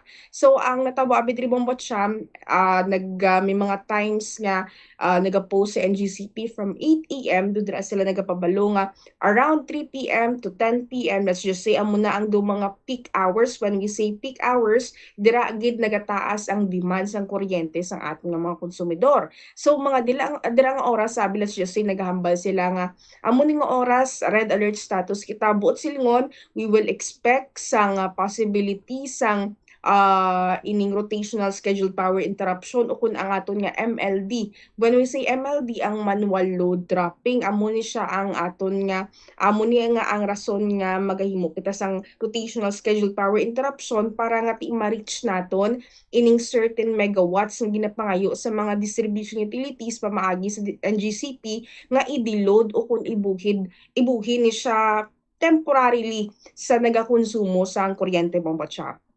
Aha. And bangod sini, Miss Angel, samahin iya sang more para nga hindi gid siya tama kalawig ang power interruption. Yes. Kay naka-experiensya kita kunya ko masala do kagapon ng siningadlaw nga may 2 hours, 1 hour, may even 3 hours ginasaylo sa ako nga pagpati paghangop ko from certain substation do may ginasaylo sa isa ka substation abot kun insakto ang paghangop ko ginahimo sang more. Actually, Sir Cham, nag-start siya sang Wednesday. Sang Wednesday, actually, Bombot Siam, do medyo, kwandre kay wala ni siya gawan na batsyagan. It was like during sang kasagsagan sang highlights sang Senate. Nga that time, actually, may manual load dropping na natabo. Ang natabo, abi diri Bombot Siam, ang una dito nga ginayo sang NGCP is around 6 megawatts. However, because we have this good relationship with the commercial, may ara kita na-identify isa ka facility commercial ni siyang establishment nga exact gid ang megawatts na ginapangayo sa NGCP sa ilang nga ginakonsumo. We contacted them and then ginayo kung pwede nga maka-generator sila around 2 to 3 hours Bombot Siam, and then luckily nagpasugot ining certain mall o kung certain establishment kani. So nagakulat kita usually sa communication from the NGCP, and amo tong ambal mo, it is hindi siya substation Bombot Siam, it is every feeder ang aton ginaubra. So Okay. ang aton kung siguro Bombot Siam, if the foundation of more power is not that established, maybe dako pagid nga porsyento o kung mas dako nga coverage sang mga pumuluyo ang maapektuhan because waay naton na divide sang maayo ang mga feeders or per substation parang loaded kita, so dako nga mga consumers ang maapektuhan. However, ang aton diri sa bahin sang more power, because ang aton diri nga mga substations nag-run ini siya on the proper capacity, mga around 50% ya or lesser than that Bombot Siam. So ang mga feeders sini nga connected is somehow hindi amo na siya ka-crowded for per feeder Bombot Siam. So balikan ko amo tong hambal ko sa commercial establishment. Way back sang Wednesday, nag-ayo na to sa NGCP nga daan. So mga 2 to 3 hours nga power interruption to siya sa isa ka mall. And then next ka to is nagayo naman sila around 2 to 3 megawatts naman, which is sa may Mega World feeder commercial man to. So that time Bombot Siam, medyo waay gawan na batsyagan sa residential area kay ti commercial kita nga nakaayo kita sa ating nga mga commercial establishments. However, sang Thursday nagpagwaliwat si NGCP sang another yellow alert status and then red alert status. Both silingon standby naman kita sa bahin sa mga distribution utility diri sa bahin sa Iloilo City, Iloilo Province. Kumbaga whole Luzon and Visayas grid Bombot Siam gina-emphasize ta, hindi lang ni siya sa bahin sa more power, but makita ta sa page ng NGCP may mga utilities o kundi yun sila nga ginapang butang kundi ni sila magapatigayon sang MLD o kon manual load dropping. So amo tong hambal ko ginabombot Siam nga makitaan sa ating nga mga postings halin sang Wednesday, Thursday and Friday duha ni siya ka duha gid ni siya ka days nga do nag-residential ni siya Bombot Siam, because ang mga loads ang ginapangayo sa NGCP nakadepende na siya Bombot Siam abi kung pila ang megawatts nga ginaayo sa NGCP, and then we identify those areas nga swakto ang number of megawatts sa ginaayo sa NGCP para nga ti kumbaga hindi manambal nga kumaga bakit abi bang mo kung pangunahan ta halimbawa no nga mag-deload kita nga wala sang communication sang NGCP nga matumato kita abi no mambal abi nga ma-deload kami sa amon nga feeder mga around 3 megawatts and then nagpagwa sang official communication niya sa NGCP nga ay kinahanglan namon sang 5 megawatts so mangita pagid kami sang another nga feeder nga i-power interruption para ma-meet ang standard o kung ma-meet ang required ng NGCP nga 5 megawatts. So, matabo dira abang botsyam, duha naka-feeder ang power interrupted. Pero unless kung mahulat kita sa proper instruction and then exact megawatts, so mangita kita strategical way kung paano ni siya makapangita kita sang do areas nga wala sang vital institution just like hospital sabi no, and then we will communicate ini siya dayon sa mga barangay officials as much as like as fast as we can because usually bang botsyam ang time protocol diri if magpagwa si NGCP sang announcement niya kung pila ka megawatts around 10 to 30 minutes ga-instruct sila nga i-drop na dayon. So dasigay ni siya bambot siya. Wala hindi kita makapredict nga 1 hour before makaposting na kita nga pahanumdum sa ating mga consumers but dasigay ni siyang communication sa NGCP and based sa aton nga timeline nga ginbutang 2 to 3 hours ni siya kung tan ibambot siya nga like makabatsyag sang interruption ng ating mga consumers. However, based sa aton diri nga statistics so kung data nga nakuha, medyo wala siya nakalabot bambot siya sa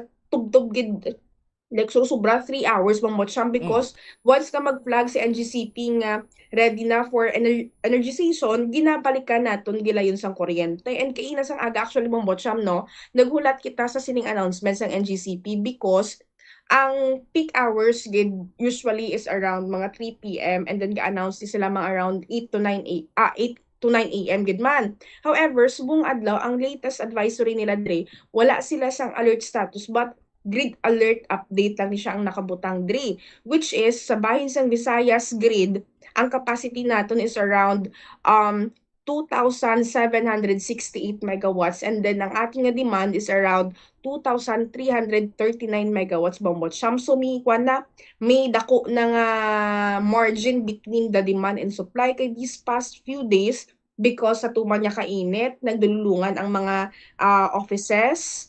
So medyo taas gid man ang demand bambot siyam. The reason why nga makitaan ta sa pronouncements ang aton nga secretary sa DOE una nagapanawagan ini siya sang investigation sa ano ang natabo sa transmission lines plus mandating sang mga aton nga mga planta to maximize ang ila capacity and then ining mga offices government man or under abi sa pagdumala sang government or any offices in general no nga hagan-hagan sa pagkonsumo sang kuryente bambot siyam. All right. Now, ang iban sino nagpaminsar nga ti why not abi Miss Angel sa sunod nga mag-communicate ang NGCP dito na lang siya itugyan sa isa ka mall para nga sila makabakal man tuya krudo kami ang mga konsumidor hindi lang kami pag brown out diri pwede bala ina Miss Angel? Actually, mambot siyam sa gihapon, magabalik kita sa part niya kung pila ka megawatts ang ginayo sa NGCP.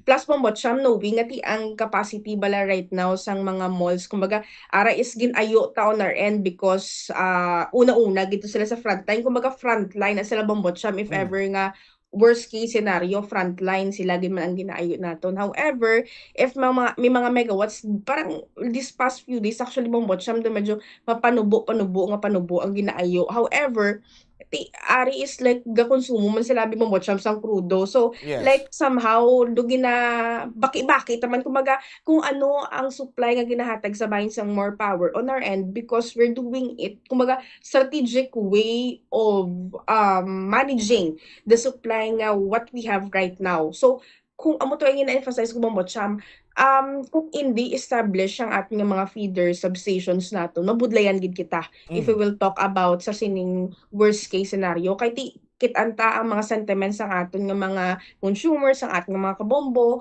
nga nagabayad kuno sila sa proper tax, sang mga bill nila every month sa aton, no? However, amo ni ang serbisyo nga kaka-experiensyahan nila. On the end of More Power, as a distribution utility, we would like to highlight nga kita nag-distribute kita sang kuryente nga ginahatag sa aton diri sa bahin sang More Power. And we also support if ever nga the government is pushing to have another nga like source of energy.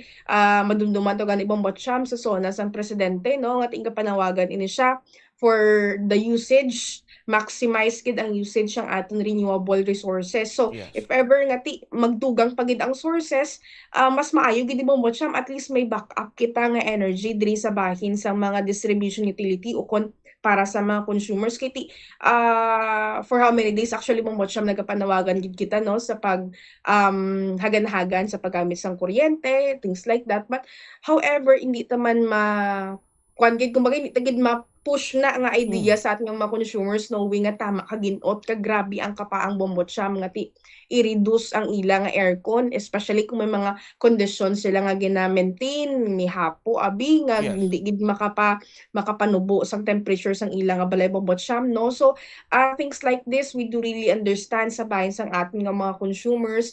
However, ang aton diri sa bahin sang More Power, as much as possible may mga minimal kita nga mga ways Bombotcham how to conserve electricity, just like abi kung wala gagamit ang TV, no. However, nakasaksak ini siya, nagga-consume ini siya sa gihapon sang kuryente. So kung gabuton ini siya, makabuhin-buhin ini siya sa kuryente nga demand, kay Bombotcham ibalik ta lang sa gihapon nga ang ining mga demand and supply sang kuryente is still rooted sa konsumo sang aton nga mga consumers. Kumbaga mapa-commercial man na, mapa-residential man na, sa gihapon naga-contribute ini siya sa overall capacity sang kung overall natin nga data sang demand. Kagti we would like to highlight Bombotcham, no, kung mag-announce ka na kita usually sa imuda nga programa o kung sa bilog naman ni Bombo Radio, no, once gani nga may yellow alert status, gamahal ang presyo sang kuryente because demand. Kumbaga kung law of supply and demand Miss Angel, kung taas ang demand, siyempre mamahal-mahal siya. Yes, precisely Bombotcham. Kumbaga if ever nga ang demand sa kuryente, let's just say kamatis, simple analogy Bombotcham. If ang kamatis subong nga tion abido hindi season, hindi siya demand, barato, pakyawanay ang baligya. However, kung in demand ni siya tapos hindi season, so mamahal gid ang presyo sang kamatis, and then we buy it because we need it. Just like with the kuryente man nga sitwasyon Bombotcham. Sa bahin sang WESM, actually ginapanan-aw tagid Bombotcham nga magamahal ang presyo sang kuryente because hindi lang yellow alert status ang nagpagwa, but red alert status for 3 consecutive days Bombotcham. And actually, until now, wala pa sang pronouncement. Upon last checking of like my feed Bombotcham, wala pa sang pronouncement ang DOE if ever nga nabalik na or na-restore na ining transmission lines nga nag-cut off, plus ining mga planta nga nag-deteriorate or unplanned outage Bombotcham. So, if ever by Monday, I'm just like, if ever wala pagid pronouncements DOE or ERC, if wala pagid sa announcement kaya nag-okay na, probably we are still looking gid man to like be alert man gyapon on Monday because ma-spike gyapon ang demand sa kuryente. So balikan ko tong presyo Bombotcham, no. So we are looking nga magmahal gid man ang presyo sa kuryente with this kind of setup Bombotcham. However, by this month, we are looking na makapanubo pa kita sa presyo sang kuryente. But next month, because hindi na kita or wala na sa nagkuha na Bombotcham nag-stop na or nag-end na ang implementation sang modified administered pricing o kuning MAP sang ERC kag DOE nga tinaprotektahan ni last time ang mga consumers during sang highlight sang peak gid sang in-increases sang war the last time. So yes, so sa Middle East nga war, no, so somehow ining modified administered pricing sang o kung modified administered pricing sang ERC kag DOE nakabulig ni siya para nga mahagan-hagan ang presyo sang kuryente sa WESM o kung ining merkado sang kuryente. However, nag-end ini siya by April 30 Bombotcham. So as is gid right now, starting May 1 to today, as is gid ang presyo sa kuryente and nakita naton sa aton nga data ang grabe nga pagsaka sa kuryente. So, by May June or July, mga dira, may mabatyagan ang mga konsumidor nga medyo masaka-saka ang ila sining balayran sa kuryente. Miss Angel, mo na? Yes, Bombot Cham. Ginahatagan tagid sang advisory atong mga consumers by the month of June. Dira ginabatsyagan ang pagsaka sang presyo sang kuryente nga epekto sa subong nga bulan sang sining kakulangan sa supply sang kuryente. However, Bombot Cham, if balik-balikan ta no, ang DOE kag ERC nagpagwa sang ilang mando the last time sang staggered payment plus no disconnection from the month of May, June, and July. If madumduman sa ating mga kabombo, amo ni siya nga mga months kid Bombot Cham. Ang staggered payment actually for implementation nagid man ini siya. However, if ever nga kung ang kayo ni Bombot Cham, ang example yun sini, if ever may ara ka bill for the month of May, by example 900 no, baydan mo sa bulan sang May 300, kay tungaon mo for 3 months, May, June, and July tag 300. Sa May mo, baydan mo 300. Pagka June mo, may another kabi nga bill around 900. So, 3 months sumangyapon. June, July, August mo siya nga staggered payment. So, ma-accumulate ang imong balaydan sang May nga staggered payment mo for the June, July, August. So, pagkabulan sang June, 600 na ang baydan mo Bombot Cham. Basi bala if mag-staggered payment ka, okay gid na if alang-alang gid Bombot Cham. However, if medyo masarangan man, we encourage kay Bombot Cham mati baydan naton kung ano ang aton nga electricity bill. Kay basi bala Bombot Cham makibot ka at the end of the day nga ay amo ni gali kadako ang akon nga bill nga nag-accumulate, kumbaga nagtingob na ang imong kuryente. So sabahin sa more power, we will implement this pagsulundan abi no, because the DOE and ERC believe nga amo ni siya makabulig, and so are we sabahin sa more power para nga ti makabulig sa ating mga consumers nga ti inabudlayan gid this time kay ti nagmahal ang crudo Bombot Cham, everything nagmahal. So sabay sa more power, we will do this, but ang matabo nilang gid Bombot Cham is iba nga diyo, I don't know with their process, but sabahin sa more power, mapapirma na lang kita sa promissory note, kami na madraft and everything, mapirma na lang gid ang ating consumer. For example sa staggered payment, for example may balayran ako nga bill nga 5,000. Amalon ko abi Bombo Miss Angel nga sining bayranay, mabayad ako 3,500. Kag after 2 weeks, mabayad ako 1,500. Pwede ba na? Actually, Bombot Cham, we are still checking sa billing and connections naton nga department with the implementation sini, because ari Bombot Cham is not stated sa mando sang ERC. If we will look into the guidelines gimbutang nila, nakabutang sila is 3 months kid actually Bombot Cham nga staggered payment. Ang aton diri, we are looking into that as something nga mas mamagaan on the end of our consumers, which is good. Nga ti do medyo tunga abi imo ya nga plano, hindi siya tag 3 months no, mas mapahapuson mo imo ya nga do para sa imo do tunga lang anay almost 3/4 ang imo nga bill. So like somehow we are considering it Bombot Cham no, para nga ti mas mahapusat nga mga consumers. However, sa ating nga bahin iya parang as much as possible we are encouraging to monitor gid or i-monitor sang ating mga consumers ang ilang nga mga bill plus ang ila consumption Bombot Cham. Kaya this summer season, actually, damo kita sang may nakita pagid nga mga ginpalabot nga mga ilang sentiments nga grabe gid ang pag-spike sang ila kun mga konsumo. However, nga ti ang ila nga gamit do same hours lang of the aircon, same time lang of the electricity in general bla Bombot Cham. How una diri Bombot Cham is probably kwan gid diri ang persa sang kuryente para mapalamig ang isa ka area, because tama ka init mas nagdako. Plus ang time Bombot Cham is actually a consideration gid, bisan nga same appliances ka lang, the same set of like ginagamit mo, kung nag-longer time na siya, it will still affect the number of consumption nimo sa imong kuryente mo, Macham. Alright. Sige, Miss Angel, thank you so much sa paghatag man sang kaklaruhan diri sa mga siguro nagadalagan sa paminsaron subong sa aton sining iyang mga kauturan, particularly mga konsumidor sang more power, and hopefully nahatagan man naton ini sang ideya sila, no, kag napaintindi naton ang estado karon sang aton sining iyang source man sang power nga ti ginabaton sang more and gina-distribute. Miss Angel, thank you so much and good afternoon.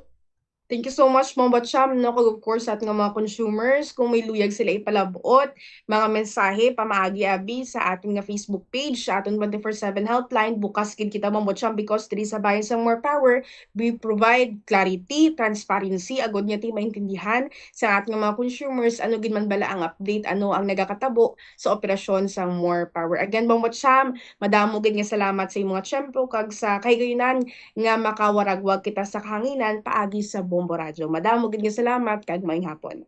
Ang Strategic Communication Officer and spokesperson sa More Electric and Power Corporation, Miss Angel Tan.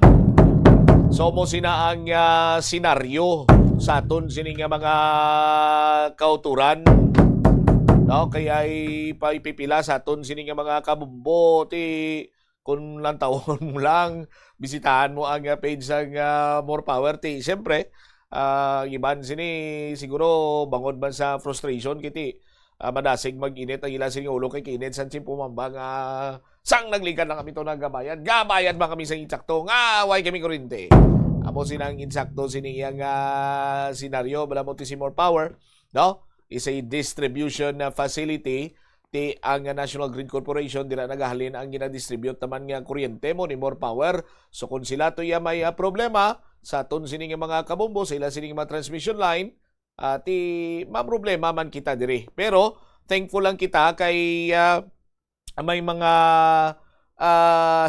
may sistema, no? Ang More Power nga pananglitan may ara gid man sa nga diferensya, hindi matamaan, hindi kita iyama siling bala nga mapangkabilugan, madulaan gid kita sa nga power sa aton sining mga kasimanwa. O kag subong man gina More Power kita subong check naman naton diri ang bahin karon iya sang National Grid Corporation of the Philippines, no, sa aton sining mga kabombo, no. Yari sa aton sining linya si Sir Regan Alcantara, no, sa NGCP sa aton sining mga kabombo sa pagpangayo mga aton karon sa latest update. Sir Regan, si Bombo Cham, live ikaw sa Bomboanay sa Udto. Good afternoon, sir. Good afternoon, Bombo Cham, kag sa mga listeners nato sa Bombo Radio Iloilo. Yes, sir. Bago ko lamang na istorya man diri ang More Power, no, kag may mga gin-explain man diri sa mga konsumidor naman diri sa More diri sa syudad and parts sa probinsya man sa Iloilo. Sa bahay naman iya sa National Grid Corporation of the Philippines, kumusta anong estado naton so far sa sining mga tinion na Sir Regan? Yes, so far no today wala pa man kita sang abiso, no, for any grid alert, no. The past few days, of course, kita naman natin na nag-yellow kag red alerts kita, no? Beginning, I think, around Tuesday, no, if I'm not mistaken. So, today, lantaw-lantaw, no? Anong development later, but thankfully, wala pa man kita sang, any alerts. Mm-hmm. All right. Now, sir, naka-mention man or natakol man namon diri sa bahin sa More karon. And we've heard sa Visayas or dito iya sa area sa Cebu, may ara sang ginapayag sini possible nga pag increase man karon, no, sang bahin abi sa presyo sang kuryente. May is there any possibility nga matabo ina sa palabuton sa Regan? Well, with regards sa prices, no, that's an entirely different thing, no. base sa aton nga latest na ginpagawa niya news release no for the month of May no, expected nga magnubo no ang aton na transmission charges no sa side naman ni LGCP. Kaya may mga adjustments for the month of May. I think for this one incoming we have to wait and see no anong mga developments later on within the month for the next billing period naman. Alright. So far, ining ginatumod man sa nga Department of Energy bala nga trip nga tayabas sa Ilihan kaga Ilihan das Marinas transmission lines. Any reports so far sa Reagan? Actually hindi ko kuandira no. Okay, that's Luzon no, that's beyond my scope already no. Tanay. Oo.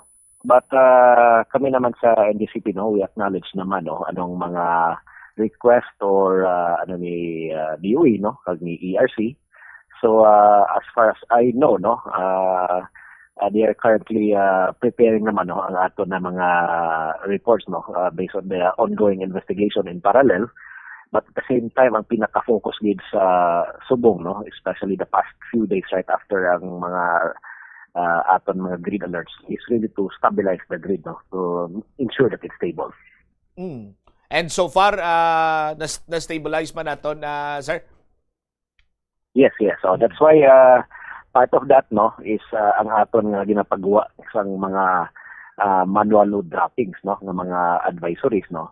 Kaya siyempre kita ginaton na with the red alert may deficiency gid no, kulang gid no ang supply available. So to ensure na ma-stabilize nato no, we keep everything in balance.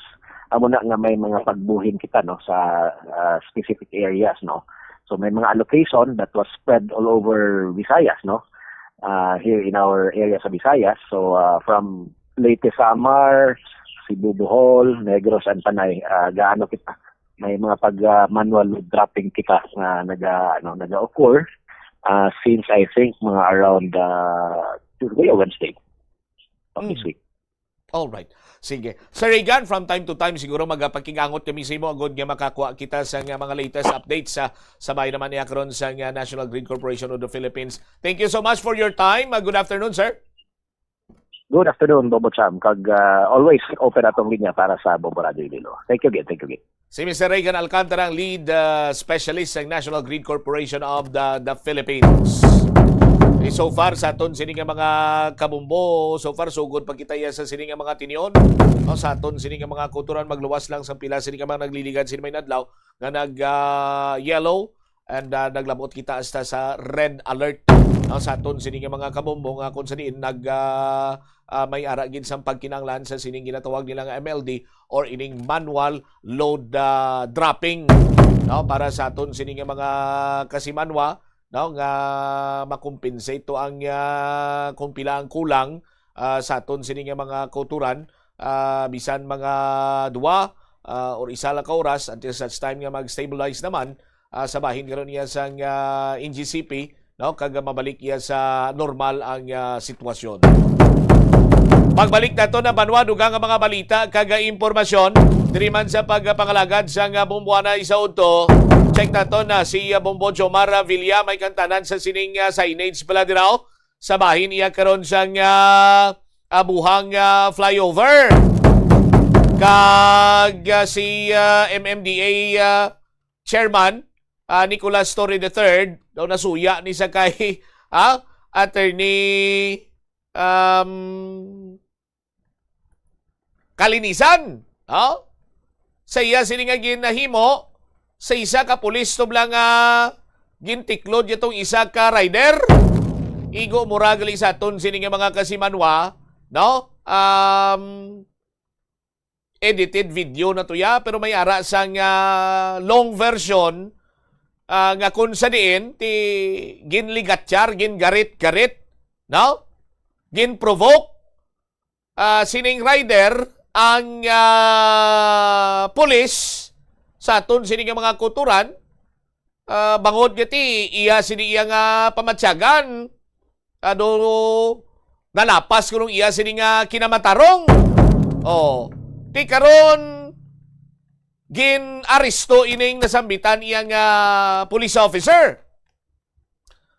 Pag-aresto sa police officer sa aton sini nga mga kabumbo, no? Ginakigan pagani ni publicly ni Attorney Rafael Kalinisan sa aton sini nga mga kauturan. Ang natabo pagin sinadiri sa gin-follow up ya, ginlantaw niya kung anong kaso ngay pasaka, reckless imprudence resulting to physical injuries or slight physical injuries. Kinagambal pag iyan si Atty. Kalinisan niya, hindi nakita ta nga may intent to kill, dapat frustrated murder. Hindi rin nagkaroon ano man saka ang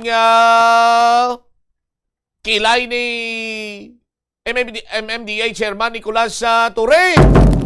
Sa aton sini nga mga kabumbo. Kag hindi lang si former PNP Chief Torre ang nagtaas ng kilay, madamo pa sa mga former police ang kuriit sa punto nga nasuya sa kay Attorney Rafael Vicente Kalinisan. Bangod nga mahilig ini siya nga pakahuya in public sa mga uniform personnel.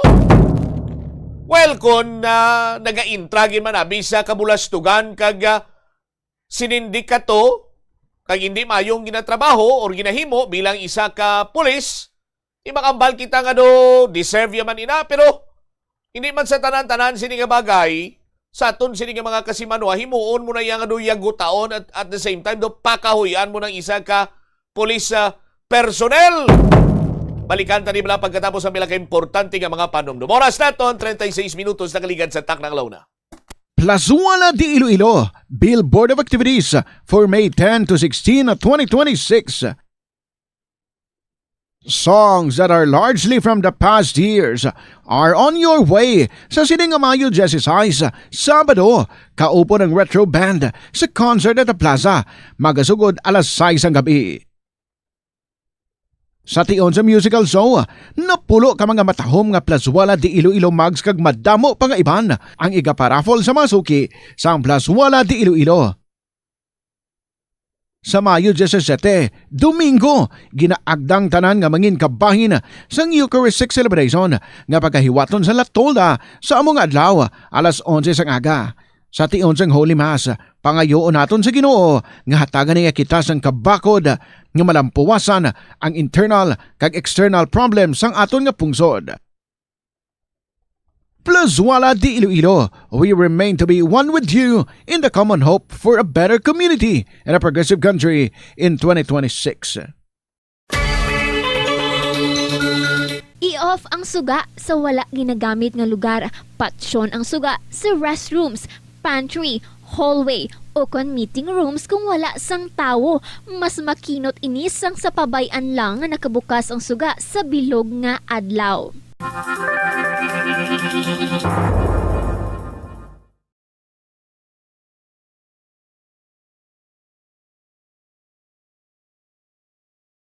The Farmers Bazaar, your traditional public market with the touch of Plazuela Dos, ang isa ka lugar nga gintukod sa tion kag sa kasagsagan sa COVID-19 pandemic nga may tinutuyo nga maghatag sa imo sang safe marketing experience. Subong nga ang COVID-19 hindi na gid man dako nga pamahog kag nagapakadto na kita sa next normal. Rest assured nga ang Farmers Bazaar will further evolve agud yung magpadayon sa paghatag sa inyo sing satisfying marketing experience. The Farmers Bazaar. Sa lower level, tara na pahamtang ang fish, poultry, kag meat section para naman sa inyo mga kinahanglanon nga prutas, utang kag iban pa, magbisita sa upper level, pinaagi sa paggamit sa hagdanan o kon sa pagkadto direkta sa parking lot. The Farmers Bazaar, your traditional public market with the touch of Plazuela Dos.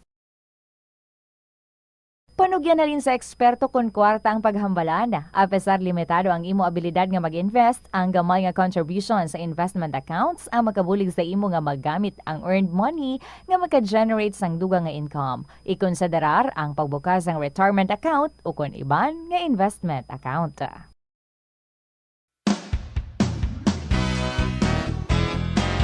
Saludo ang Pioneer Adhesive sa mga nagpapaginawa ng buhay natin. Ang laking ginhawa ng dulot nyo. Gumagaan ang buhay dahil sa inyo. Latero, tubero, panday, mekaniko, kantero, sampatero, karpintero, pintor, kaminero, relohero. Ang Pioneer bilib sa inyo. Anumang trabaho, diskarte nyo'y pulido. Hanga at saludo ang lahat sa inyo. Sa kinis ng gawa at galing, abilidad na todo. Alam namin you do it right. Saludo ang Pioneer sa inyo. Ikaw at ako, tuloy-tuloy asenso. Sa kinis ng gawa at galing, abilidad na todo. Alam namin you do it right. Do it right. Tuloy nyo lang. Do it right. Isang pagpugay mula sa Pioneer Adhesives ang gumagawa ng Pioneer Epoxy.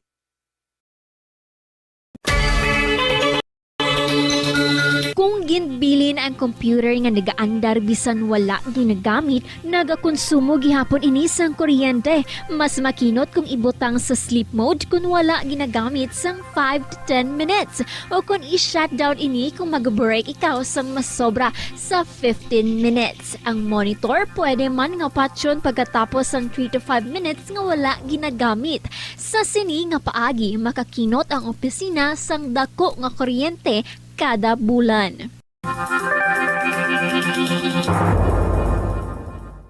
May kilala ka bala nga mga bata nga mahilig sa video games? Nagausik bala ini sang inoras sa paghampang sang iya ginakaadikan nga games. Isa ka pagtuon sang American Academy of Pediatrics ang nagapahayag ngang sobra-sobra o kun inoras nga pagtiner sa paghampang sang video games ang makadulot sang depresyon, anxiety kag manubo nga grade sa eskwelahan. Suno sa mga eksperto, halos 9% sa kada 3,000 ka mga elementary students sa kada pungsod. 2 minutos na nakaligad sa takna siningalaw na balik na diri sa pagpangalagad sa bombohanay sa uto sa DYFM Bombo Radyo Iloilo.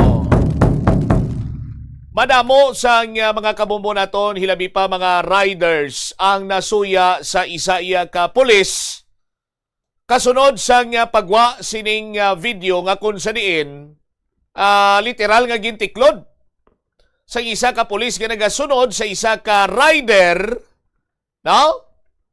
Para iya nga matumba sa aton sini nga mga kasimanwa o galing ining video banwa, short video ini siya, no? Ulihin na lang naton na ibaluan nga short video sang magwa na ang video mga biyan or ang full video sa nasambitan sining pagtiklod sang isa iya ka pulis sa isa ka rider sa may C5 road sa aton sini nga mga kauturan. Pagkatapos sinaway na nadugayan, na-identify gilayon ining pulis, ginaresto, no? Pag-aresto sini sa iya, ginpatubang ni Napolcom Vice Chairperson and Executive Officer Attorney Rafael Vicente sa publiko, no? Medyo dalasita pa dayon sa aton sini nga mga kauturan. Yari bala ang una sini nga video nga naggagwa kag naglapta no sa bahin niya karon sa social media. Hey, sir, may pagkakataong nairita ba kayo kaya yun ang isa sa nagtulak sa inyo para siya ang pagtiklod ay itulak yung kanyang motorsiklo? Hindi po, sir. Liwat Hindi ko kayo mapikon. panaog-nauganan. Sige pa. Nan, Nan, para para makita hindi kinsa ka napikon. Nan, amo to sa aton sini nga mga kasimanwa. Then after, amo na singing patubang siya ni Anong dahilan mo? Ba't tinulak mo? Attorney Rafael Vicente kalinisan sa publiko, no? Sa aton sini makutura. Sa amo sini nga mga uganda, gambal kita mao justice served, no? Nagakangay lamang ina sa amo sini nga pulis, abusador, amo sini amusanto, no? But may isa pagid ka video nga nagwa nga kung sa diin full video gali.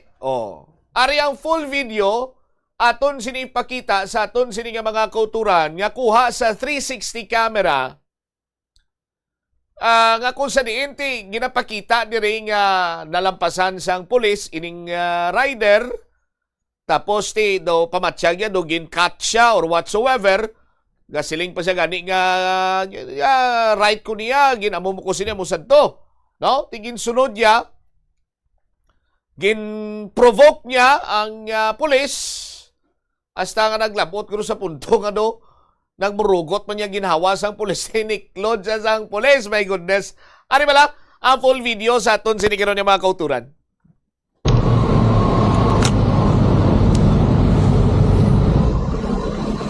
Buhay ni sa 360 camera. Nag-overtake ang pulis sa nagakuha sang video or ining rider.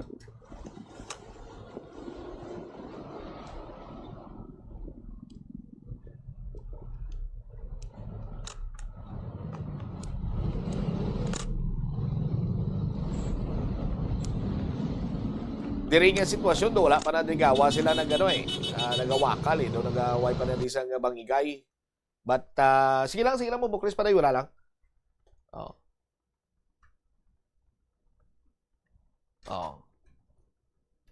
Butang yun Jolly ko.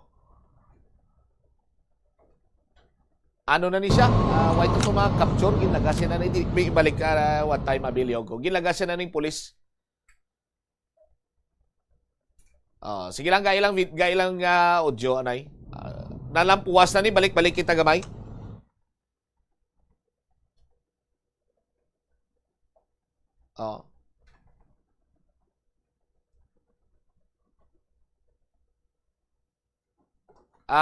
Ulo atras pag i-play lang, dali lang yan. Sige. Para ma-plastar ano lang i-play lang no para butangin lang yun audio para nga makita sa ton sini nga mga kabombo.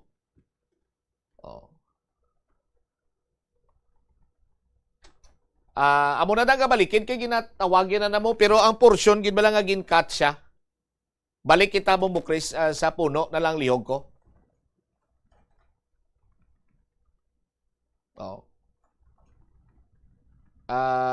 Hindi anong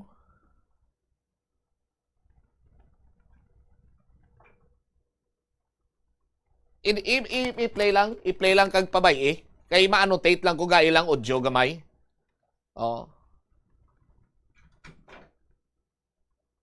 Philippine Standard Time 48 minutos sa nakaligad sa takna sining launa. No. Okay na bombo Chris, liog ko be?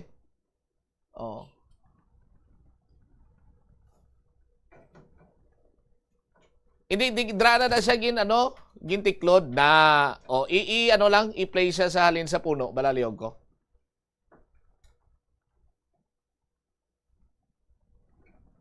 Okay, hindi tayo ma-establisar karon kung din siya ang ginahambal kung kundi niya ginkat nga do pamatsyag sang rider nga na offend siya nga do iya kinamatarong.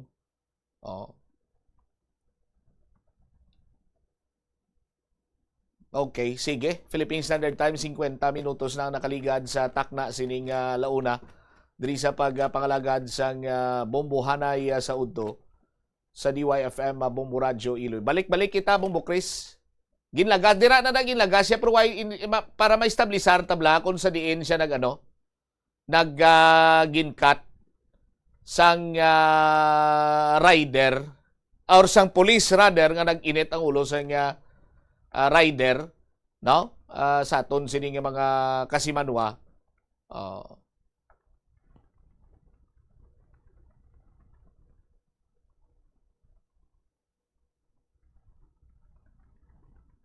Okay.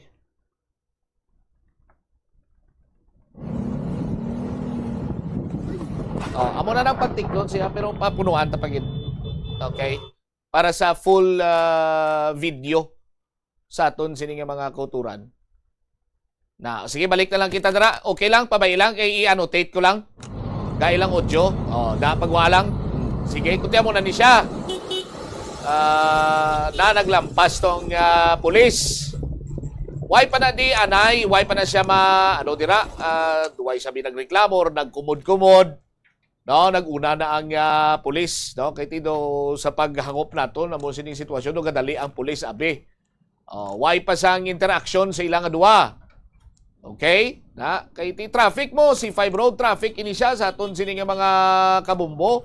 Ti kung nagamotor ka bintaha kay makalusot-lusot kay dira kon may ara sang ginatawag sining gamay nga espasyo. So long as nga makaigo ang imo sining motorsiklo, no? Sa aton sining mga kasimana.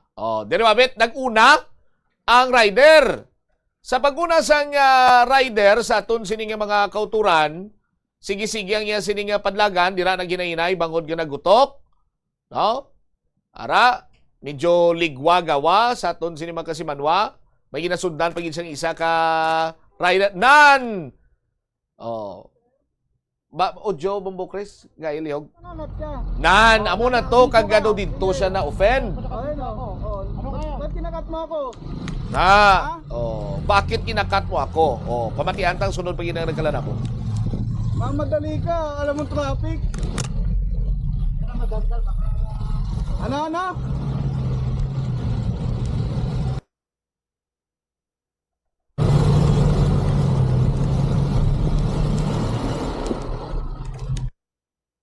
Angat ka, inaano ka ba? Sige, yan ka. Kumuntuan. Bakit? Salanan ba? Imbis humingi ka ng pasensya eh. Bibig ako eh, karapatan ko to. Bakit? Dira, anong pulis ka malikaw na lang, madrikta. Huwag ilagasingit.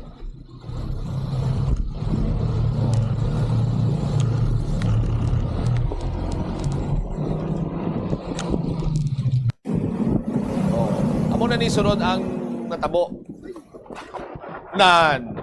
Tiniklod na siya sang pulis. Sa aton sinikaron niya nga mga kabumbo. Di ko ikaw abi nga nagalantaw, nagapamati dira karon anong sistema, anong plastada, anong imo siniya nga paglantaw. Granting for the sake of discussion, may sala gid man ang pulis sabi kiti. Siyempre, gitiklod yung rider mo pero hindi man guro pagtikloron to sang pulis. Kung wala gin-provoke, why isagad ka sinunod-sunod, or base, naghambal man iya pulis nga pasensya ka na kay gadali ko, or kung ano man ang sitwasyon, why mabatian sa rider, dito kagabi ang wala sa ginasapak. Sa aton sining mga kasimanwa. Now, kung tinadakpan na ang pulis, aring pagkadakop sa puliso, ginpusasan siya, ginpatubang siya sa media, through attorney kalinisan sa aton sining mga kabumbuti may mga may mga wisik-wisik pa sa mga tinaga si attorney kalinisan kag daw damo na sang mga uniform personnel man nga nagahipos lang nga daw hindi kumbinsido sa iya sining nga ginahimo kag daw kasubong iya nga ginahimo iya nga media circus, no? Kung mayara giman siya sang dapat nga disiplinahon nga makatapo sang Philippine National Police. Pamatian ta naman this time ang statement bala ni former PNP chief and the MMDA chairman Nicolas Torre III kung anong iya sinimambal sa sining video nga naglapta. Ari si MMDA chairman Nicolas Torre, sang nagwa pa lang yung lipot nga video no? Sa aton sini nga mga kabumbo sa statement nga sini nga gin pabutyag man sang gin pamangkot sa magkatapo sang media. Alam niyo, there's always two sides of the coin. Ang una ko nakita, ang unang video, yung cut video lang, galit na galit din ako. Parang sabi ko, parang napaka-unprovoked naman noon. Pero syempre, hinold ko ang aking judgment dahil sabi ko, teka muna, parang hindi ito normal na naka-uniforme mag-initiate ng ganun lang for no apparent reason. Pero hindi ko sinasabing tama ang kanyang ginawa. Maliwanagin natin, mali yun. Kasi kung talagang gusto niya mag-intervene, arrestuhin niya for unjust vexation. Pero yung itulak nilang at iiwanan, medyo mali yun. May diferensya talaga. Ngayon, nung makita ang buong video, ayun na, nakita na natin na talaga naman palang umiwas na siya, hinabol-habol pa, at talagang pinrovoke. Dahil ang tingin naman ng rider na nag-upload, meron siyang pandepensa dahil meron siyang video. Yan, medyo nakikita na natin sa social media. At meron na ng mga group of lawyers na nag-o-offer ng tulong sa pulis na yan. Ang kasuluya, pagin sinadri Banwa, kay nagkanto sa presinto si Attorney Rafael Vicente Calinisan, kag sa ginlantaw yung record, ang ginpasaka nga kaso is reckless imprudence resulting to physical injuries or sa paglantaw yung minor, bala siya dapat mas mabugat niya kaso ni kay may intent to kill, nakitang intent to kill. O, ari balaw ang porsyon sining payag ni Attorney Calinisan. The reason why I am angry is nalaman ko na ang una, nandun pa siya. 11 o'clock tayo.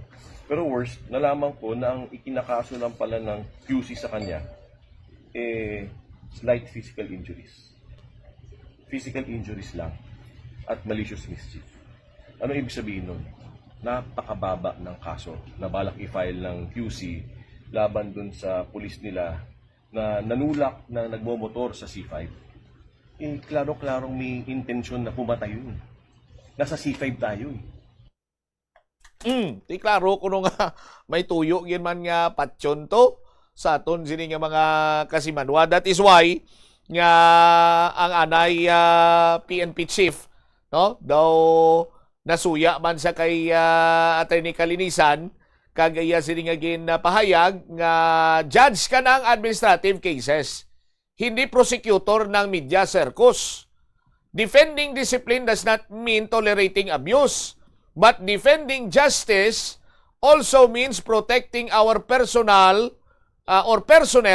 from unfair prosecution. Sa aton sini nga mga kabumbo, mga feedback gani kag comment man nga aton sini iya nga nabaton batok sa kay Attorney Calinisan, sobra-sobra na gin man kunong iya sini iya nga pag-treat bala sa mga pulis nga ginareklamo, no? Sa aton sini nga mga kabumbo, no? Hindi man sila nga nag-aapin kita sa kapulisan kung nakasala man ang pulis, aara ang napulkom amo iya nga para nga magdisiplina sa ila sa aton sini nga mga kabumbo, pero hindi man kuntani pagbutang sa spotlight bala nga daw kasubo nga ginayaguta, ginapakahuyan na ini sila. Sa aton sini nga mga kabumbo ang nagakadapat kag insakto lamang sini Banwa. Amo na gani ang bal ni General Torres, siguro ang rider nakapinsan man bangod nga may video sa amo to nga nagreklamo gid siya, but nakita man to ni General Torres nga palayo na gani ang pulis para nga hindi na mag-init ang sitwasyon, pero why siya sa mahimo kay ginlagas siya sa gyapon imo, no? Sang ginlagas siya sa gyapon sang nasambitan sini karon iya nga rider. Kagamo sinay sa aton sini nga mga kabumbo gusto pa gini Attorney Calinisan nga frustrated the murder kay may intent to kill kuno, no? Sa aton sini mga kasimanwa ining police or personnel, no? Nga nagatiklod sa isa ka rider sa C5 highway. Sa aton sini nga mga kasimanwa, pertinigin subong ang mga opisyales ang aton siniyang gobyerno sa aton sining mga kasimanwa. But kung kaisa mapinsaran man sini nila nga ipagi lang sa insakto sining proseso sa aton sining mga kasimanwa. Ang iban nga mga balita kag impormasyon itugyan naton sa iban sin Manusen Public Affairs Program sa Bombo Radio Iloilo. Standby na kamo sa kapon lamang program, kaupod sa kay Tita Regine. Ini mo lang mo ang kurman, Bombot Shama Blanco, verga bilin sa imo sa mananay nga hapon. May God bless us all. This is Bombo Radio Philippines, the #1 and most trusted source of news and information, Basta Radio Bombo!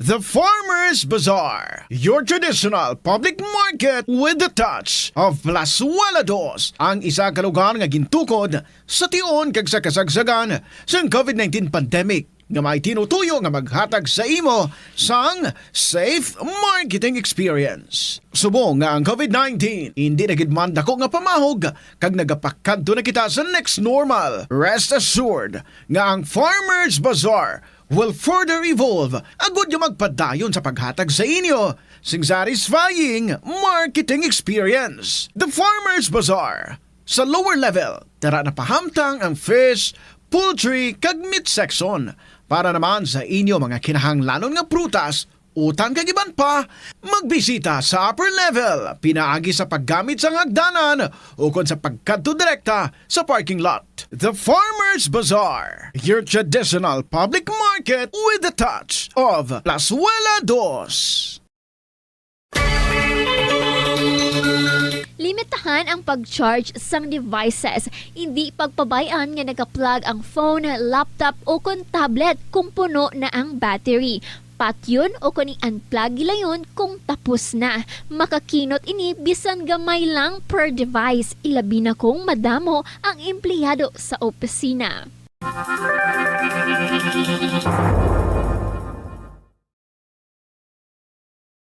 The Farmer's Bazaar, your traditional public market with the touch of Plasuelados, ang isa ka lugar nga gintukod sa tion kag sa kasagsagan. Mas nanamian bala ikaw magtuon sa balay ipaanggid sa eskwelahan nga madamo ang tawo? Isa ka panugyan para epektibo ang pagtuon sa balay, amo ang pagpangita sa designated area agud nga matiniran kung ikaw nagasulat, nagabasa o kung nag-review. Pwede man nga lamesa sa kusina o kung sa desk sa guwa sang inyo nga balay, pero hindi gid maghigda sa imo nga katre samtang nagatuon. Ini bagod nagakatemptar gid ikaw nga magpiyong-piyong, tubtub nga dalayon na ikaw nga matulugan. Siguraduha man nga malimpyo kag organisado ang lugar nga imo ginatun-an. Siguraduhon nga matinlo kag maayo ang kondisyon sa mga appliances, pareho sang electric fans kag air conditioners. Kung puno sang yabok ang mga ini, mas mabudlay sila mag-function gani mas madamo nga kuryente ang kinahanglan para makahatag sang pareho nga kabugnaw. Halimbawa, ang electric fans tinluan ang mga blades kag grill para mas mabaskog ang hangin. Sa air conditioner naman, tinluan ang filters kag i-check ang refrigerant para hindi mauyang ang kuryente kag mas mabugnaw ang hangin nga ginabugas sini.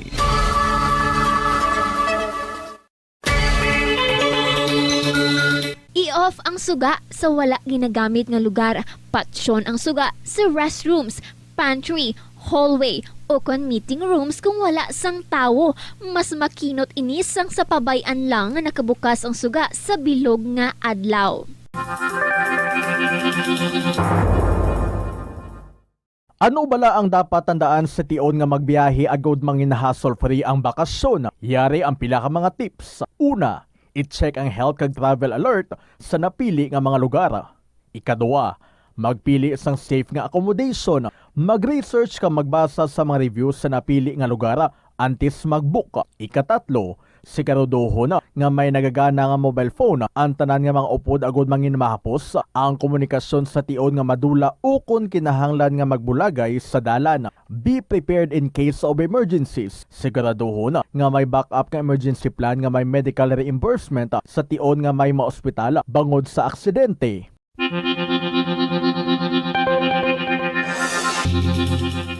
Sini nga panahon sang tag-ilinit, delikado ang sunog ilabi na sa sulod sang panimalay. Gani safety first ka bombo, ilabi na kung ikaw ang nagaluto sa kusina. Siguraduha nga nahamtang sa mabugnaw kag well-ventilated area ang LPG tank kag indi masilakan direkta sang adlaw. Ang sobra nga init makapataas ang pressure sa sulod sang tangke nga mahimo magresulta sa aksidente. Tsekyaron ini kung may tagas kag ipalayo sa kalayo.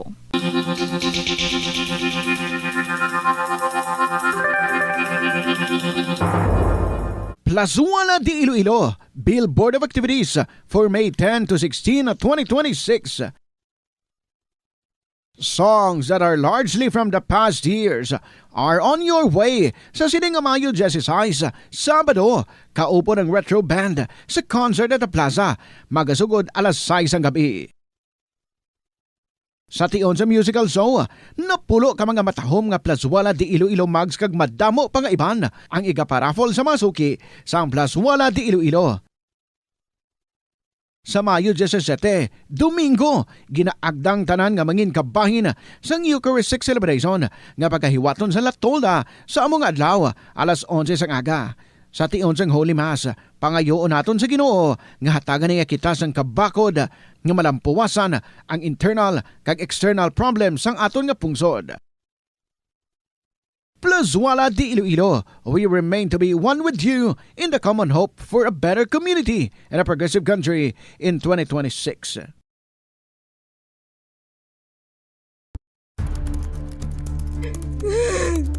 Hindi ako Kada 39 segundo, may isa ka tawo nga nagakabiktima bangod sa paggamit sang computer. 8 ka milyon sa kada tuig ang ginaatake sang hacker. Likawan ang mangin isa sa biktima, mangin mahinalungon sa mga ginapanghatag nga impormasyon, protektahan ang kaugalingon, paggamit sang internet pasangkaron. Paano ba lamang kalikaw sa aksidente sa dalan? Yari mga tips nga dapat tandaan sa tion nga nagamaneho. Una, likawan ang masaming nga pagsaylo sang linya. Ang swerving o kung pagsaylo sang lane sa isa ka delikado nga maneuver nga masabi ginatunaan sang bunggo anay. Kung himuon ini, siguraduhon nga may bastante ang oras kag espasyo. Ikaduha, i-check ang blind spots. I-check ang mirrors kung clear ang alagyan. Magbalikid o kung maglantaw sa nagaagi sa ibang nga anggulo, agud makasigurado nga maathag ang alagyan. Ang responsable nga driver ang masaming nga handa sa anuman nga aksidente. Kabahin na sang pagkaresponsable ang pagkuha sa nga insurance agud masigurado nga may peace of mind sa dalan. Kung mahimo pa lang i-upgrade ang ginagamit mo nga bumbilya sa LED lights. Nagadamo na sa karon ang mga panimalay nga nagagamit sang LED lights bangod magluwas nga matahom ini tulukon. Kag mas barato, mas makinot man ini sa konsumo sang kuryente kaysa sa mga halogen bulbs. Ang LED bulbs sa 25 times nga mas nagalawig kaysa incandescent bulbs kag 80% pa ini nga mas makinot sa enerhiya.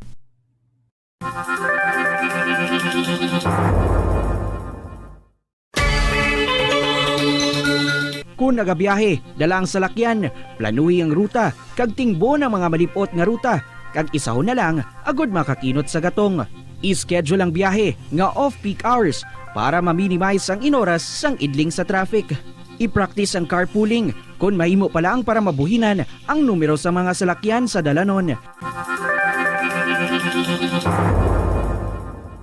Ang kasubo kag depresyon ang hindi pareho nga balatyagon. Ang depresyon ang hindi gulpiyada lang nga nagakatabo sa isa ka tawo. Masami man nga ginakabig sa mga tawo nga depressed ini bangod sa kasubo nga nagakabatyagan.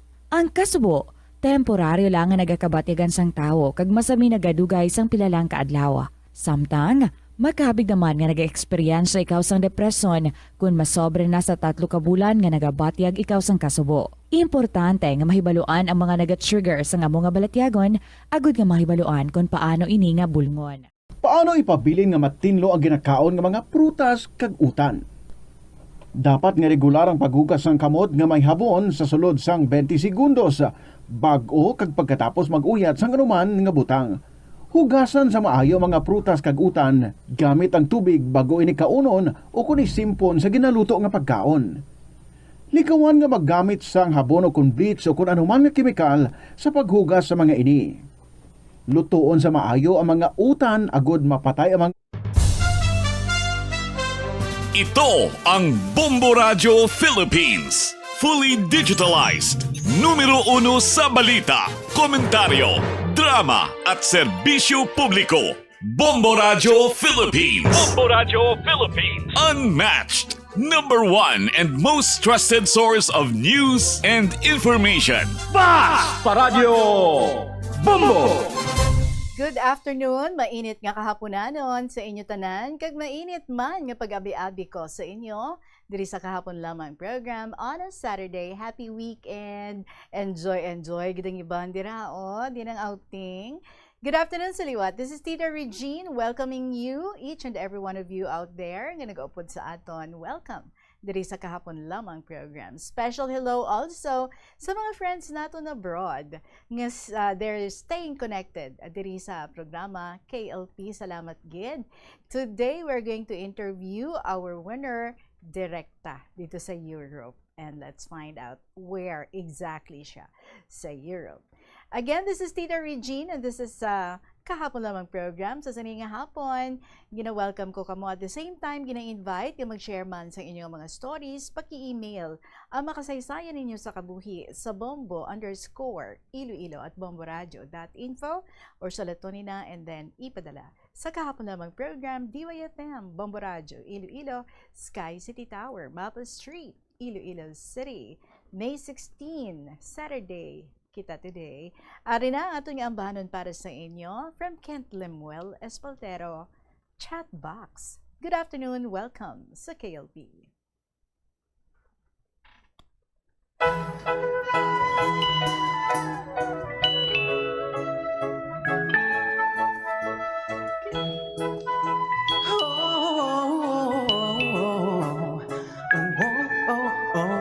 Nung una kang makita ko pa nagduda, anak agad baka meron pang mauna. Di na tumigil, sinisid ng gigil, lahat ng website inalam at kinikil. Oh miss, oh please, kahit lanang kiss, basta wag akong tinitiis. Pansinin, wag itinin, pagdududay sa bukid, pagmamahal ko iyong dinggin. Hayaan mo ako na manligaw sa'yo, hayaan mo ako mahalin ka ng todo. Huwag magkalilangan ako'y di lilisan, matagalan man, nandito lang maghihintay sa'yo.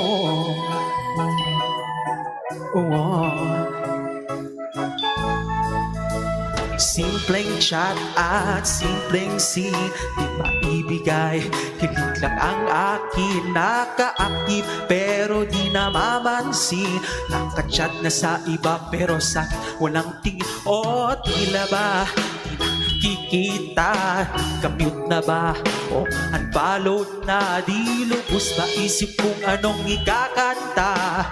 Makuha ka lang at mahalin na. Oh miss, oh please, kahit lang ang kiss, basta wag akong nitiis. Pansinin, wag itinin, pagdudunay subukin, pagmamahal ko iyong dinggin. Hayaan mo ako na manligaw sa'yo, hayaan mo ako mahalin ka ng todo. Huwag mag-alangan ako'y di lilisan, matagalan man, nandito lang maghihintay sa'yo.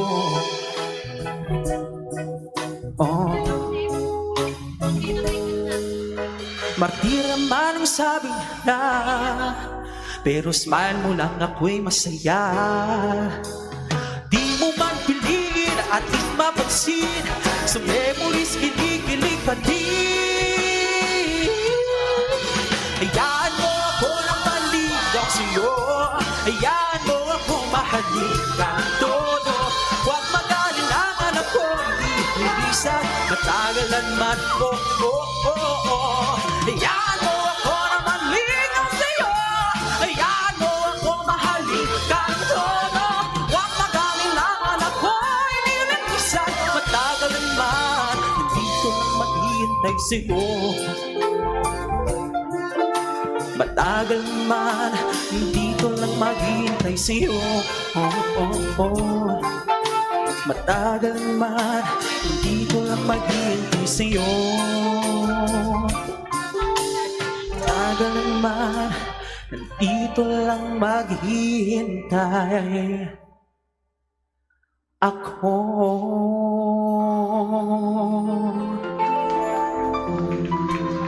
Chatbox. Kent Lemuel Espaltero, para sa inyo, pakilinis na lang ng mga inbox nyo dyan. Basi punong-puno na gid, no? Mayo manaan nga medyo mang delete kita da. Basi nag-over na gid ang mga messages nato dira. 15 minutos na makalipas ang tak ng 2:00 sa hapon, ang aton nga winner nag-share sang story sang iya nga mother. This is pang Mother's Day nga story. And right now, ara na siya sa aton nga linya. We would like to welcome Hara sa Europe. Dali lang, kid. Sige, samtang ginahulat-ulat naton nga maka-ready na si Hara.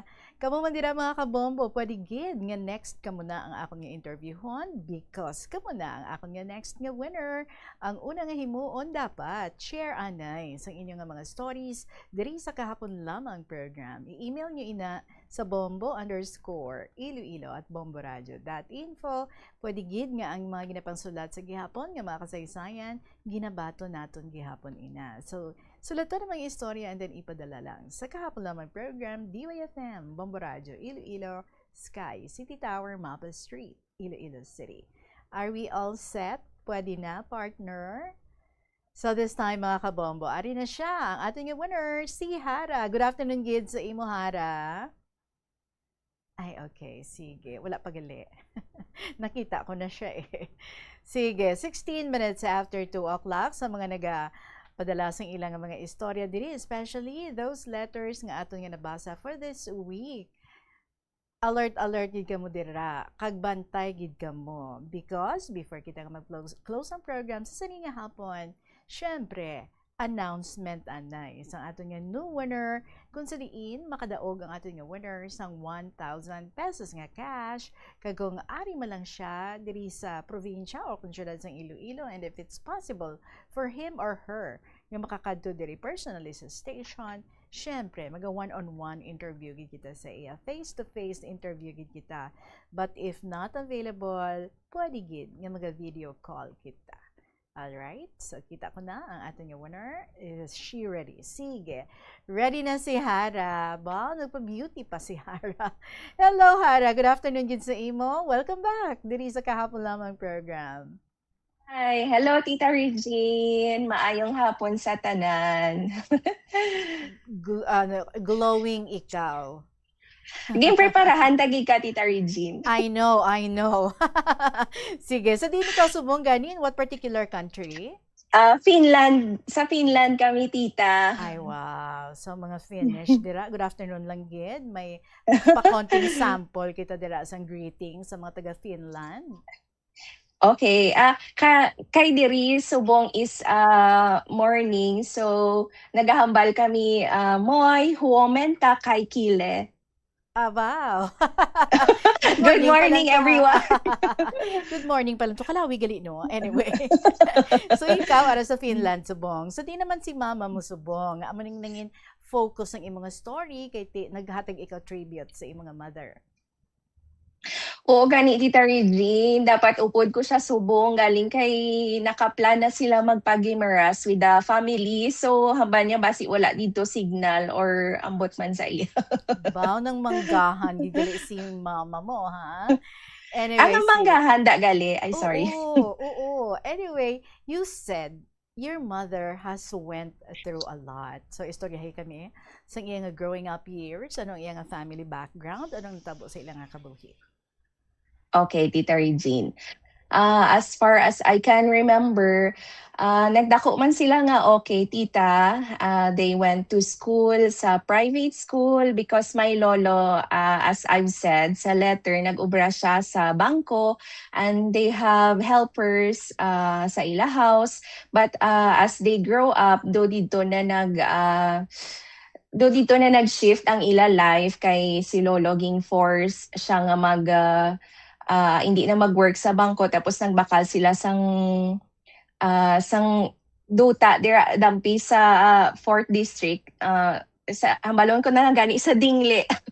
Sa dingle tita, tapos dira na nag-start ang tanan nga hardships, I think. Kag dira man si mama kag si papa nagpuli. Dira kami tanan nagpuli. Okay, so you're saying they used to have a good life, no? And then Yes. mo kwarta from his retirement ang imong mga lolo. Anong natabo nga kadasig lang sini nga naubos ang kwarta? Mismanagement siguro tita, kay syempre kung damo ka do makita man sang iban nga family siguro, tapos do kadto sila sa imo para maghulam sang money, tapos si lola man gapahulam sila ni lolo, tapos do damo sila may ginabakal nga properties, pero as time goes by do ginabaligya man kay wala na sang money gani, so amo na tita. And you said Kag damo. Oo. Yes, go ahead. Kag sa house daan tita, damo kami kay ang mga tito ko pa, ang mga titas ko nga iban, and of course may mga apo pa. Do dira gid kami basically nagdako sa muna nga house. So damo gali ka mo kag ang inyo nga mga lolas, Yes. kag ang lola kag ang lolo amo ang daw naga-finance. Yes. Yes Sulod sa po. nga balay. And you said nga do naubos si ang kwarta, and it came to a point nga do halos wala na makaon. Is that true? Yes, ang gamay kami na remember ko, do wala gid kami makaon. But of course sa backyard ni lolo kag ni lola do gatanom do wiskan wala pagawa gatubo nga alugbati ginakwa namon. Para may ara kami. May Para ara may kami tanan nga lang. tita. Okay. Anyway, ang parents mo, they married young. Pila yung Yes. edad? So nag-asawahay sila? Maybe 19 or 20 siguro tita. So that means nga ara pa lang sila nag-eskwela. So are they both able to finish ang ilang kurso? Waay gid tita, kay si mama nagbusong na siya sa amon magulang, tapos si papa nag school man siya for the first year sa nga dako kami, pero kay hindi gid kaya kay syempre gadako ang pamilya, so mas unahon na lang ang pamilya kaysa sa school. Right. So sunod-sunod pa ka mga ginbata nga apat? Sinong nagabulig suporta sa inyo? Man ang sa lola ko nga sa mama ko nga side gabulig man tita, but mostly gid ang tito ko sa Amerika ang gabulig kay papa. Sa father side. Yes, Sa kay si father papa is ang pinakaagot sa ilang 90. Do si papa ang ginabuligan Manila tita. I see. Okay. And then, kay tilapitay lang ginang inyong mga edad na mag-ululuto, do parehas ang kilala ko. Kada tuig ang busog. Ano ang naging epekto sini sa inyong relationship bilang siblings?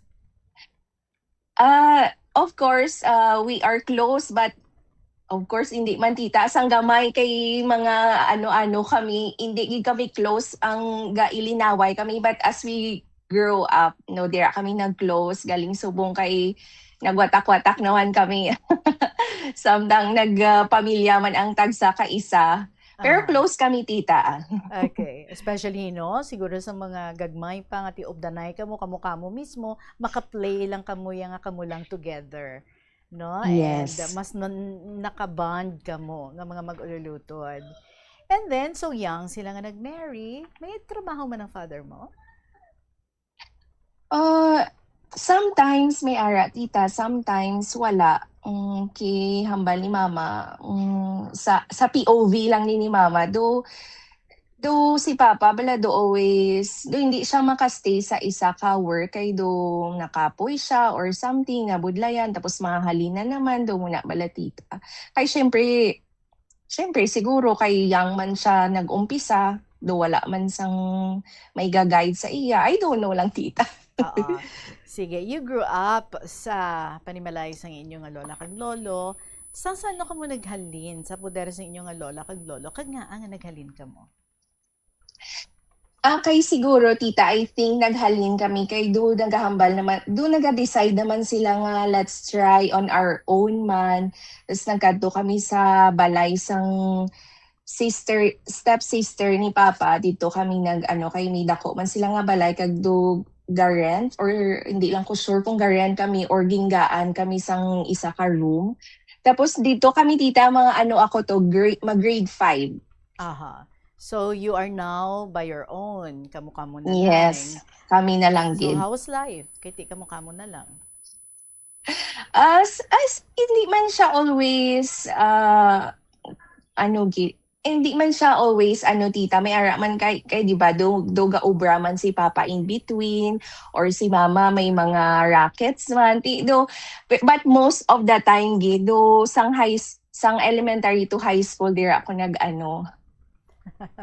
Hello, that's your kid? Yes, sorry. It's okay. Sige, nagpakita sa screen ng iyang anak. Hi!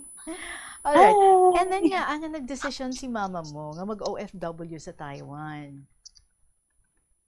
Kay tita nakita yaman kag hambalya sa akon gis ado naluoy na gid sa iya balang nga mga bata kay dugahambal nga mama nagutom ko tapos duwala sa ihatag tita mo to nga nag-decide na lang sa nga sige I really have to do something and then naglakat siya tita. Pero do ka short-lived lang sa iya nga pag-obra dito sa Taiwan, no? Nga aman, anong natabo?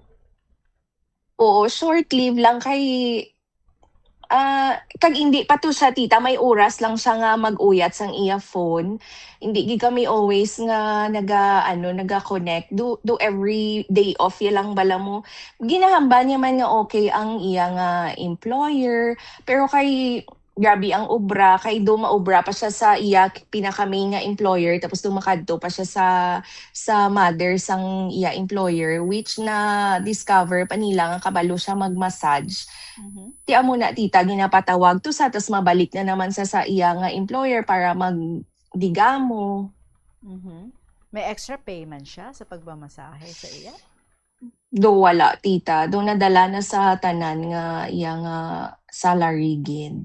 So nagpabugat pagigali sa iya nga obra, Yes. no? So na-discover nila nga kabalo siya nga mag-masahe. And then so nagpauli siya diri. So anong iya nga sitwasyon? So nagpauli siya diri, ang mother mo?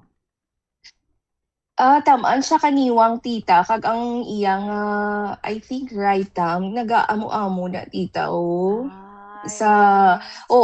ti amo na amo tong hambay ko sa letter nga ginahilot ko every night kay kaluoy sa iya involuntary movement.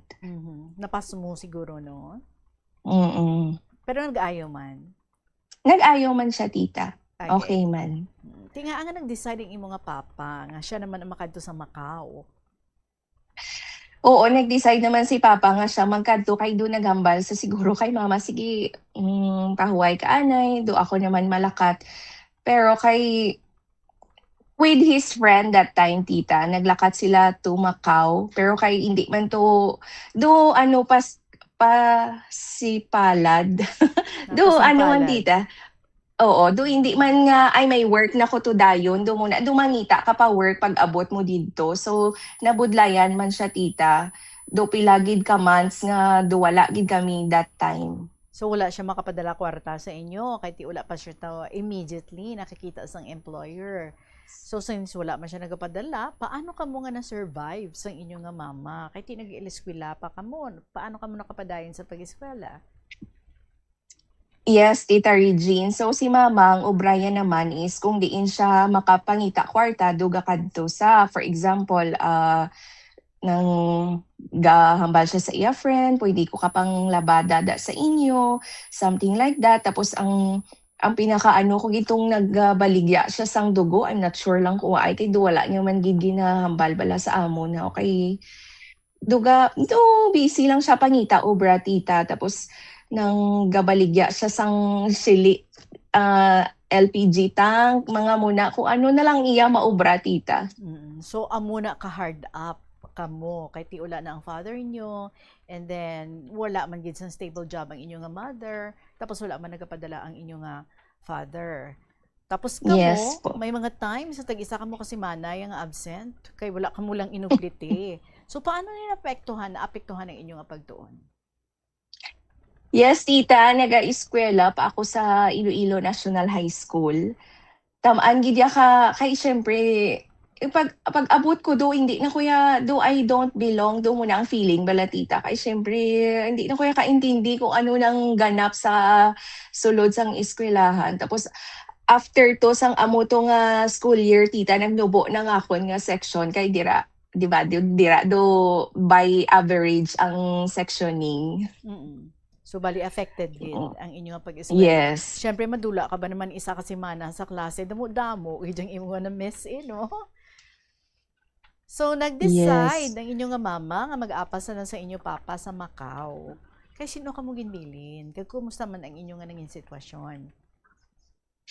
Naging bilin kami sa kay Mama Grace, ang magulang ni ni Mama man. Actually, ang magulang na ni Mama nga si Auntie Grace, bana niya nga si Tito Cabal is utod man ni Papa. So, Magutod gali. Oo. Nag-asawahay. Ay, Yes. may kilala mo. So, oo muna. Okay man ang inyong So, situation? amo na tita, okay man kay ginaatipan man kami ni auntie. But because kay gaobra man siya, nadumduman kuya sang una, halin kami sa school. Syempre tamaan kakapoy. Do nagpahuway-huway lang ko tita, wala kuya kabalo nga gabi na in my uniform nga natulugan na kuya tos do wala pa kakaon do muna pero kung paminsaron ko subong do ka naagyan ko na gali do muna tita. Pero na-survive mo, di ba? Meaning strong ka. So sa ato dito sa Macau, ang imong nga mother, anong nakita niya nga trabaho dito? Nag-upda na ito sila sa imong father? Wala tita, do wala sila nag-obtanay kay si Papa do busy man sa actually this is ang blurry ni nga tita sa akon but ang akon pag-intindi do wala sila nagaobtanay. May place man si Papa, may place man si Mama kay ang natabo dito tita kay syempre kung wala ka pa bala obra do ga upod ka sa mga iban nga Filipinos man sa balay tapos damo-damo ka mo do hindi sila ka updanay kay syempre do siksika na sa isa ka balay tapos duga kita ay lang sila somewhere. I see. But for 3 years, no, you said nga ato to siya, do natingala ka mo do hindi sila upod sa papa ninyo. So paano natabo ini? Amo na kay hindi sila pwede nga mag-updanay dito kay ti kadamo na sang mga Filipino sa lugar nga ginaisaran sang papa mo? Amo na? Oo tita, I think tapos dito yan na meet ang iya nga naging girlfriend tapos nang 40 years kay si Mama kung gatawag sa samon o kamusta ka mo da nakatawag amay nyo muna sa mag-address pa tapos ang balya ti na sa amo na tapos do wala man kuya ga pamangkot nga but man, do wala gasulod sa ulo ko. Wala nga namin yan ni man. Tapos sambay ko, do nakatawag man siya last time. Mga wala ka mong daga-obdanay. Tapos amo na, do kapila siya magtawag nga amo na. Tapos si Papa man, do wala yung gina-mention. Si Mama, ti amo na tita, do somehow, do kasulod na siguro sa ulo ko nga basic may something. Muna, balahaw. So something was going on dito sa Macau. Yes. Nga for a long time, gintago sa inyo. Especially sa inyong mother. Pero nagasuporta ang father niyo and at the same time, ang mother niyo nagasuporta man sa inyo? Yes, si Mama is the constant support. Si Papa is the support man tita, but not every month. For example, this month, mahatag lang siya for example, money. Tapos for the next month, do hindi naman siya makahatag, amo na tita. So hindi regular?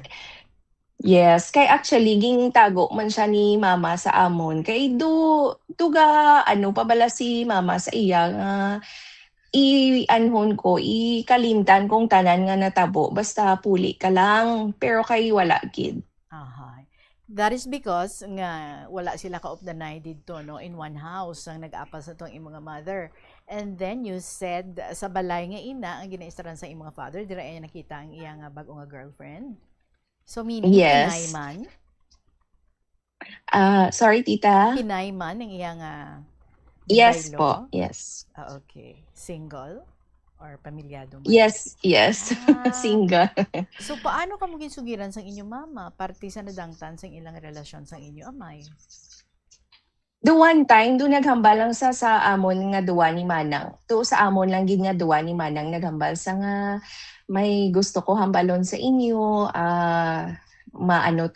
istorya ta sa video call. That time tita, di ba, daw sa computer pa, kinanglan pa namon magpa CPU. Tapos dito sa internet station, dito kami, di ba, daw may cubicle na. Tapos naghambal si mama, nag-ano na kami, kamusta ka mo, una, tas hambaya, ready na kamo, tapos nagtulukay kami ni Manang, tapos amo to, ging hambayan na tita, nga wala na sila ni Papa. How did you take it? Si Manang gahibi na sana, dumduman ko nga gahibi na si Manang, tapos si Mama do gahibi man, tapos ako ya do, ang akon nga, pagkaano ko do, wala ga sink in balata, tapos do wala ko nag-react, gin nga, wala ko naghibi that time. Do hindi ko I don't know, wala lang ga sink in sa akon siguro, tita. Pagpuli ko lang muna guro, anong nakatabo mo na. Pero kung siguro naman sa inyo ni mama nyo, ang real reason nga ang wala na sila? Yes, yes, tita. Na-istorya nyo man ang father nyo about this? Na-istorya man, tapos kay si Papa, balaan, hindi siya, gina-brush off, ya bala tita, I don't know, hindi gusto pag-istoryahan, para sa iya, kay ari na ni tubangon na lang muna bala tita, pero wala gina-discuss nga nag-amo ni. And so which means siguro no nga sa side sa part ng imo nga mother, naghatag mo siya siguro sa chance or solution nga sige, sulbaron tani, maamo tani, pero basi wala na nagka-operate ang inyong father. That's why wala gid nag-prosper, no? Ang ilang pagbalikay kung tani liwat. And so you said nga ang mother mo na lang ang regularly nga nagasuporta, nagapadala sang kwarta sa inyo. So anong ginaubra sa inyo nga mother para nga mabuhi niya kamo, kay 5 kamo nga naga-eskwela. Tapos siya lang isa. Yes, tita, most of her time dito sa Macau is domestic helper, bali sa balay siya nagaubra, tapos stay out siya, tita. So may ara lang siya time nga, for example, 8 to 5 or something like that. Tapos kuha siya sang massage as a side hustle. Kay nami siya mag-massage, di ba? So sang nabalaan man sang mga for example, mga friends nga ay kanami gali kay may mag-massage, do word of mouth na lang sa iban, tapos pati mga employers, tapos amo na tita damo na siya na massage. So this time mas nakabuli gid sa iya, no, ang pagkabali niya sa pangmasahe kay naka-add pa sa iya nga income. Macau is just a small country, so that means no nga sinugat anay man sila da siguro nga 3, no. Kay tita siya ang si Papa, I think that time is wala na kami record kung nasaya. Kay ang girl gakadto sa China, tapos nagpuli sila sa Philippines. Kay wala man sa tita gapanugid si Papa nga ay ari na ko sa amo ni. Wala na tita, kay nagbusong naman ang girl, for some time, na out of the picture gamay si Papa. Pero kamusta man siya, pero wala gid sa balaga detail nga nag-amo na ko ni, na kamo mga muna, tita. I see. So bali may mga half siblings kamo sa iya? Yes, tita. We have 2 half brothers. So mga brothers, mga lalaki, galing ilang anak. And then, kung sa parts ng imong mother, syempre, hindi man mo nakahapos, no? Nga atubangon mo, nga ginbayaan ka sa imong husband, pinagpalit sa iba, and at the same time daw halos solo mo ang pagsuporta sa imong family. So, ano ang mga ginahimo sa imong iloy nga para magaganhagan ang kabugat nga iya nga ginadala? Sa din siya nagkakadto, paano siya mag-steam off? Yes, ang hambal sa ako ni mama na dumduman niya gakadto siya kay may ara na to tita nga dagat. tapos may ara man nga gakadto na to siya, gadala siya beer or something, chichirya, tapos dito na siya magsinggit sang iya mga frustrations. Tapos gasabat man ko no ang iban nga Pinoy niya, kabayan, okay lang na. Wala na. Kabayan, isigaw mo lang. Isigaw mo na sila, tita. So siguro sila to, no? They're also very sympathetic sa imong nga mother, Katie. Yes. True sa ginahimo nga pag-let out sa iyong mga mother, mabatian nila. Nag-supportive man sila in a way, bisan paano sa ilang nga mga words. And then, yes, kung maalang-alangan ka man kung kaisa, anong imo ginahambal sa imo kaugalingon? Para nga magbakod ikaw based man sa inspiration nga ginhatag sa imo nga mother. Yes, tita, sometimes, di ba, may mga magbugtaw ta sa adlaw, do ka alang-alang, tapos do ginaisip ko nga after all, do ginaisip ko, bata ko ni mama nga aga amo ko ni, tapos do it's one of my inspiration man nga kung madumduman ko si mama, gambay ko, bata ka ni Maya nga, you're strong, wala bala, tita. So if there's one word that you would describe sa mother mo, ano ina? I think resilient siya, tita. Though ginabatuhan siya sang mga kung ano-ano, pero she's still standing. And she's prayerful. That's all. That's good. That's good. So sa inyo nga Iloy, you said mas ginahatag ninyo ang honor sa inyo nga pagtapos, sa inyo nga pag-eskwela. So bali ano kamo ang mga natapusan ninyo? Nga 5 kamo? Yes, tita. So, actually, hambay ko man gani, tita. May mga relatives man kami nga nag-help. Pero si mama, gid, kay 5 kami, di ba? Ang first is social work. Ako, nurse. Ang third is ang chef. Tapos ang 4 kag 5th are nurses also, tita. So, 3 gid kamo ang nurses sa family? Yes po. Wow. And ano na, tanan out of the country, out of Philippines? Ang tita, hindi ako lang ta ang out of the country, kay ga-prepare pa ang duwa. Nice. Kay there sila nurses. Okay. But at least a stable. Ang third, sorry tita, ang third nga chef gali ara sa Canada, Subong. Okay. Wow, may chef ka mo. Yes. Babae, lalaki? Girl. Okay. Pwede man boy. Joke lang. Shout out kay Molex, Nining Molex. So, kamusta naman ang inyong amay? Anong nadangtan sa iyang relasyon sa ibang babae? Please answer that sa pagpanumbalik sa kahapon lamang program. Stay put, ha? We're talking sa kay Hara, Okay. ang ating diring winner. Magabalik ang KLP pagkatapos lang sa pila ka may importante ng mga pahibalo. Kabombo, yari ang pwede mong himuon agud makakinot kita sa paggamit sang enerhiya. Nagagamit ka man bala sang water dispenser sa imo balay o kun opisina? Ini nga kagamitan ang isa sa mga appliances nga mahakog magkonsumo sang kuryente. Ang paggamit sang dispenser nga may capacity nga 630 watts ang mahimo makadugang sang tubtub sa 600 pesos sa imo electric bill. Gani para makakinot sang kuryente, ipasiguro gid nga ma-unplug ang water dispenser sa imo balay ukon sa opisina kung wala na ini ginagamit. Yari ang mga simpleng nga paagi agod makakinot sang tubig. Tinguba ang mga lalabahan kag tinguba man ang pagpanglaba. Ang pagpanglaba sang isa ka bes sa isa ka semana ang nagakinot sang nagalabot sa 50 litro sang tubig. Kung nagagamit sang washing machine, iset ini sa mas manubo nga wash cycle. Makakinot ka na sa tubig, makakinot ka pa sa enerhiya. Hindi pagpunoon ang refrigerator. Kung sobra ang unod sang fridge, mabudlayan ini nga mapabilin ang tugnaw, nagahinay ang airflow kag mas madamo nga kuryente ang kinahanglan. Ipabilin nga matawhay ang unod kag painon ang mainit nga pagkaon antes ibutang sa fridge.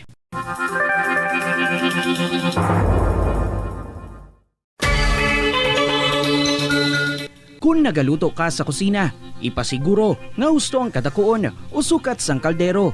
Sa diri sa kahapon lamang program mga kabombo, it is now 2:44 in the afternoon. Kagang ato nga hanging question kay Ina. sa kay Hara. So, kumusta naman, Har, ang inyong nga amay? Ano ang nadangtan sa iyong relasyon sa ibang nga babae? Nag-last man? Or some good things never last? Tita, actually, ang papa ko, di ba, nag-tiner sila sa, abot kundiin sila ng tiner, but they have 2 kids. And last 2024, na-stroke si papa.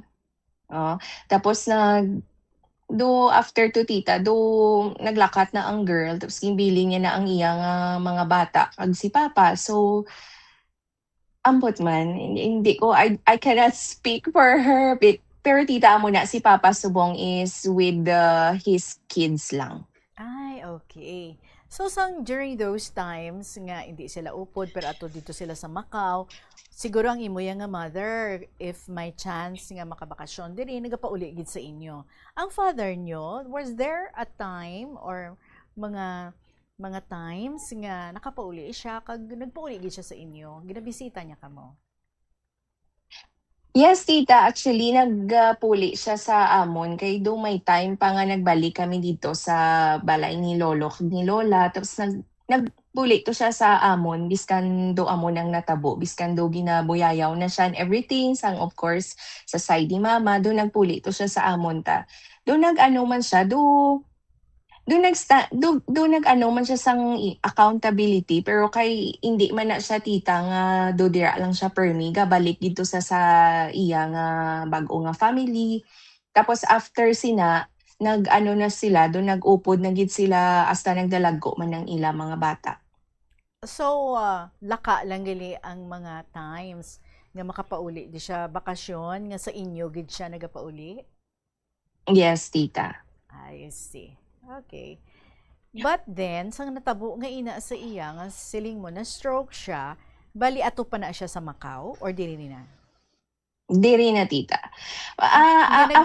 Before sina tita, may mga time man nga, for example, syempre kay wala si Mama, do may kinanglan sa school or may something, gakadto man na si Papa. Tapos kung may mga problema, gina-message man namon siya tita. Tapos ka-reply man siya ta. Ang amon relationship. Do ara man siya pero sometimes lang kung physically or pag pero kung may something pa kinanglan upod kagid gakadto man sa tita. So balisang wala na sila sang girl, mothers ng iya nga 2 kids. Naka-reach out siya or maybe si mama mo parang may istoryahan, mag-reconcile sila? Naglakat lang ang girl tita after siya na stroke.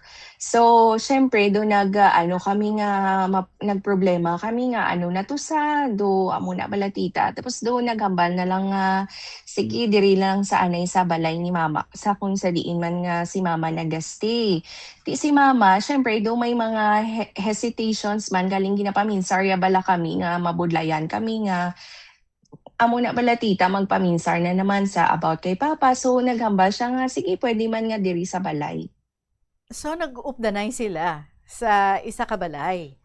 Kumusta yes, ang nag-updanay sila tita. Nagbalikay gud man sila? Wala na tita. Do wala sila ga istorya.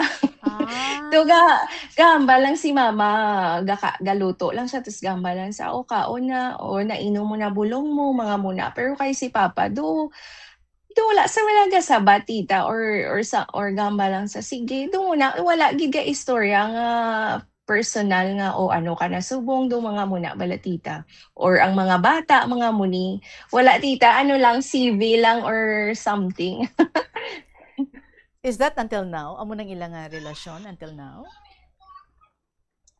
Kay do pila lang ka months si Papa sa balay tita. Tapos siguro sa muna nga ilang relationship do nagambal naman sa nga kung pwede ko kapuli dito sa akon nga brother sa iya brother nga side. Tapos wala na siya subong nakabalik sa balay tita. So ato pa to siya?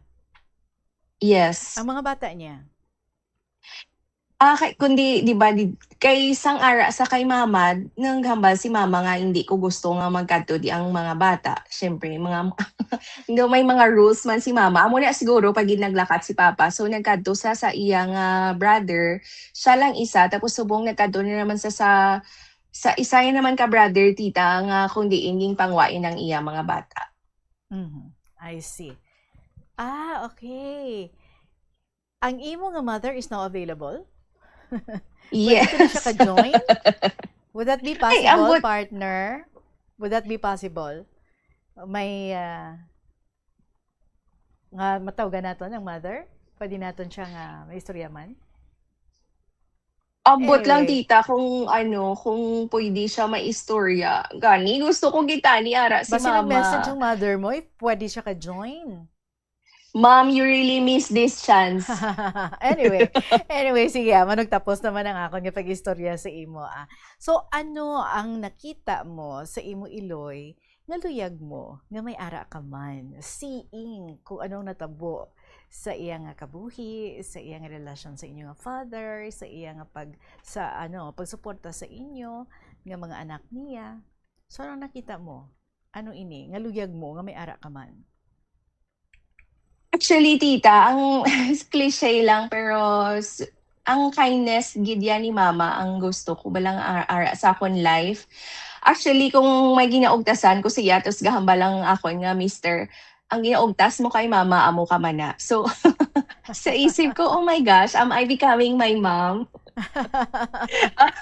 Wala tita, gusto ko lang ma-embody ang iyang kindness kag faith nga biskan sometimes do kami nang gaugtas nga ginaamo na siya do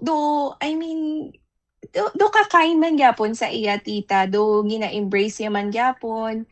Do mo na si mama tita. So which means no ka very big gid sang heart sang inyo nga mother, and there is siguro no always forgiveness in her heart. Kag hindi siya guro luya nga mangin bitter siya. That's why nga she just wanted to be kind na lang sa mangin bitter siya as a person. Di ba? So Yes, ano tita. ang imo nga mahambal sa tanan nga mga sakripisyo nga ginhimo ni mama niyo para sa inyo? Ang mahambal ko lang is thank you so much ma'am nga wala ka let go sa imo nga mga responsibility kay di ba tita do sometimes ang easy lang maghambal ay bala na kamo da sa life niyo do muna mala tita. But she always choose to do what is right kag always gid siya nagatindog sa iya pagiging mother. Do muna ang gusto ko tita.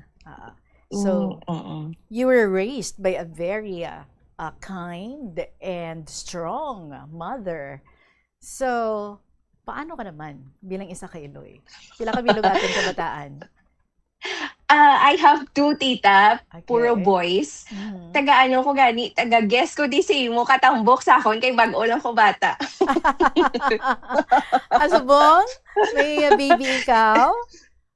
I have ikaw na 6 bago? months old tita. Wow. Congratulations. Kag diri di ba nag-Christmas si mama kag New Year last time kay bag-o lang ko to bata tita. Sang November ko nagbata, nagkadto siya December hasta January lang. But ginahambay ko man gani kung saan o siya mabalik pero galing busy man siya. Feeling ko ako as a mom, tita, I think I don't know. I'm still figuring it out. Pero gusto ko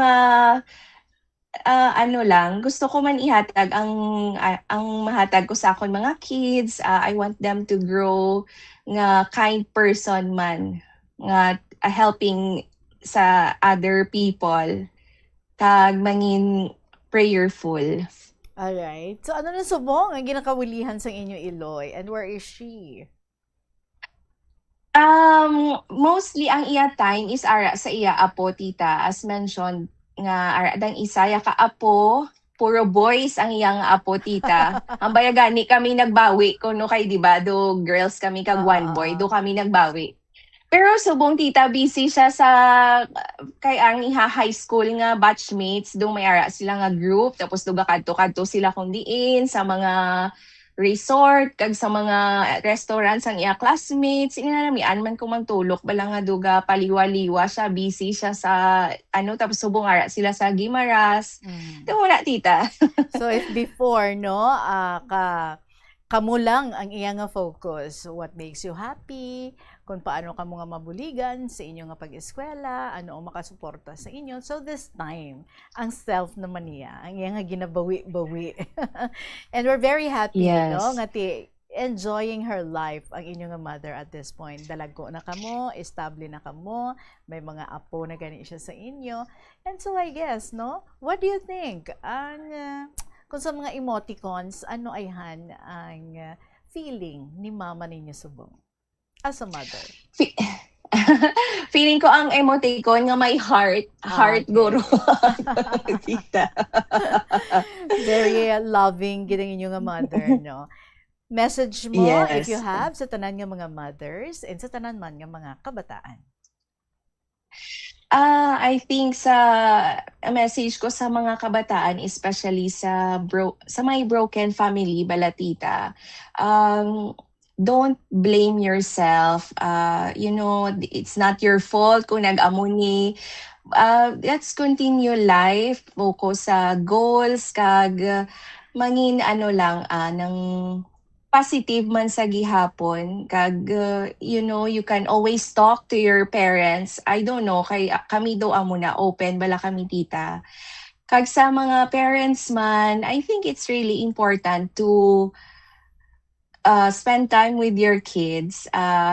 Kag even sa mga OFW kabudlay, di ba? Pero we always have to talk to our kids man kung anong ilagi naisip and kung kamusta na sila. Kay it's important nowadays, di ba tita? I think the communication should be there, gid. Kag biskan sa lang tita, sa internet, we always pray together. So I think it's also can help and very important nga ang prayerful nga life. All right. So, May 10 was Mother's Day. I'm sure nag-greet mo ang imong nga mother, but this time tagata ikaw special chance to greet your mother. Okay, tita. Mom, I'm so sad you're not here with us. Pero I know you're enjoying your life today. I just want to greet you again. A happy Mother's Day. Mabawi lang ko, ma'am. Kadto ka di, liwat. Kag, thank you so much, ma'am, for raising us and for giving us all the love that you got. And now for also giving that love to our boys. I wish you only the best, ma'am. I always pray for you. And hambal ko, please, Zumba ka na. Be healthy always. I love you so much. Okay. Zumba. Basi pwede makamumangin Zumba partners ang imong mother. Yes, tita. Sa liwat, nagpasalamat kita ko sa imo, Hara, sa Finland, for sharing with us your story about your mother. Kag ikaw man ginatamyaw ko, Happy Mother's Day belated. Anyway, it's still Mother's Month, so Happy Mother's Month sa imo. I'm sure you are a very good mother raising 2 boys. For the meantime, 2 pa lang, way patakabalon, no? Kung period na.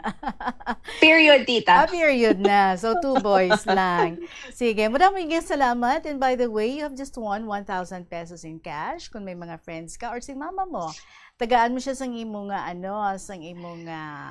ID and then authorization letter.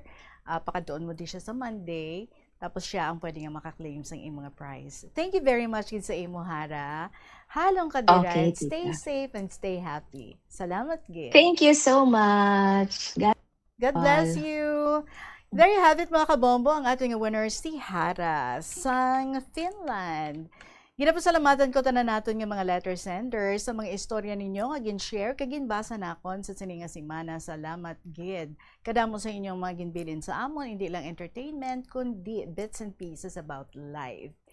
Sa aton dira nga may mga kasaysayan man nga luyag ipalabot diri sa KLP, Sa nasaling ko na anytime, pwede ka mo nga maka-email sa bombo_iloilo@bomboradio.info or you can still write your stories. Ginabato nato nina and then ipadala nyo lang or idulong ninyo. Diri sa Sky City Tower sa May Mapa Street, Iloilo City, diri located ang Bombo Radio Iloilo. To win 1,000 pesos in cash, kagaaton siya nga winner for this week to be interviewed next Saturday. Congratulations sa imo, Aquarius 16 sang Iloilo. Again, ang ato nga winner, Aquarius 16 sang Iloilo. Mga kabombo, madamo inyo salamat sa inyo. Magasunod na ang mga dramas nga inyo gid nga ginakalangkagan. Tuyang Ermitanya, Provincial Jail, kag ang Dear Diary. I'll see you again on Monday. So enjoy na naman ang inyong weekend. Panago-nago sa lugar nga hindi tama kainit. Sa gihapon ninyo nga alagad, si Tita Regine para sa kahapon lamang program. Good afternoon and God bless.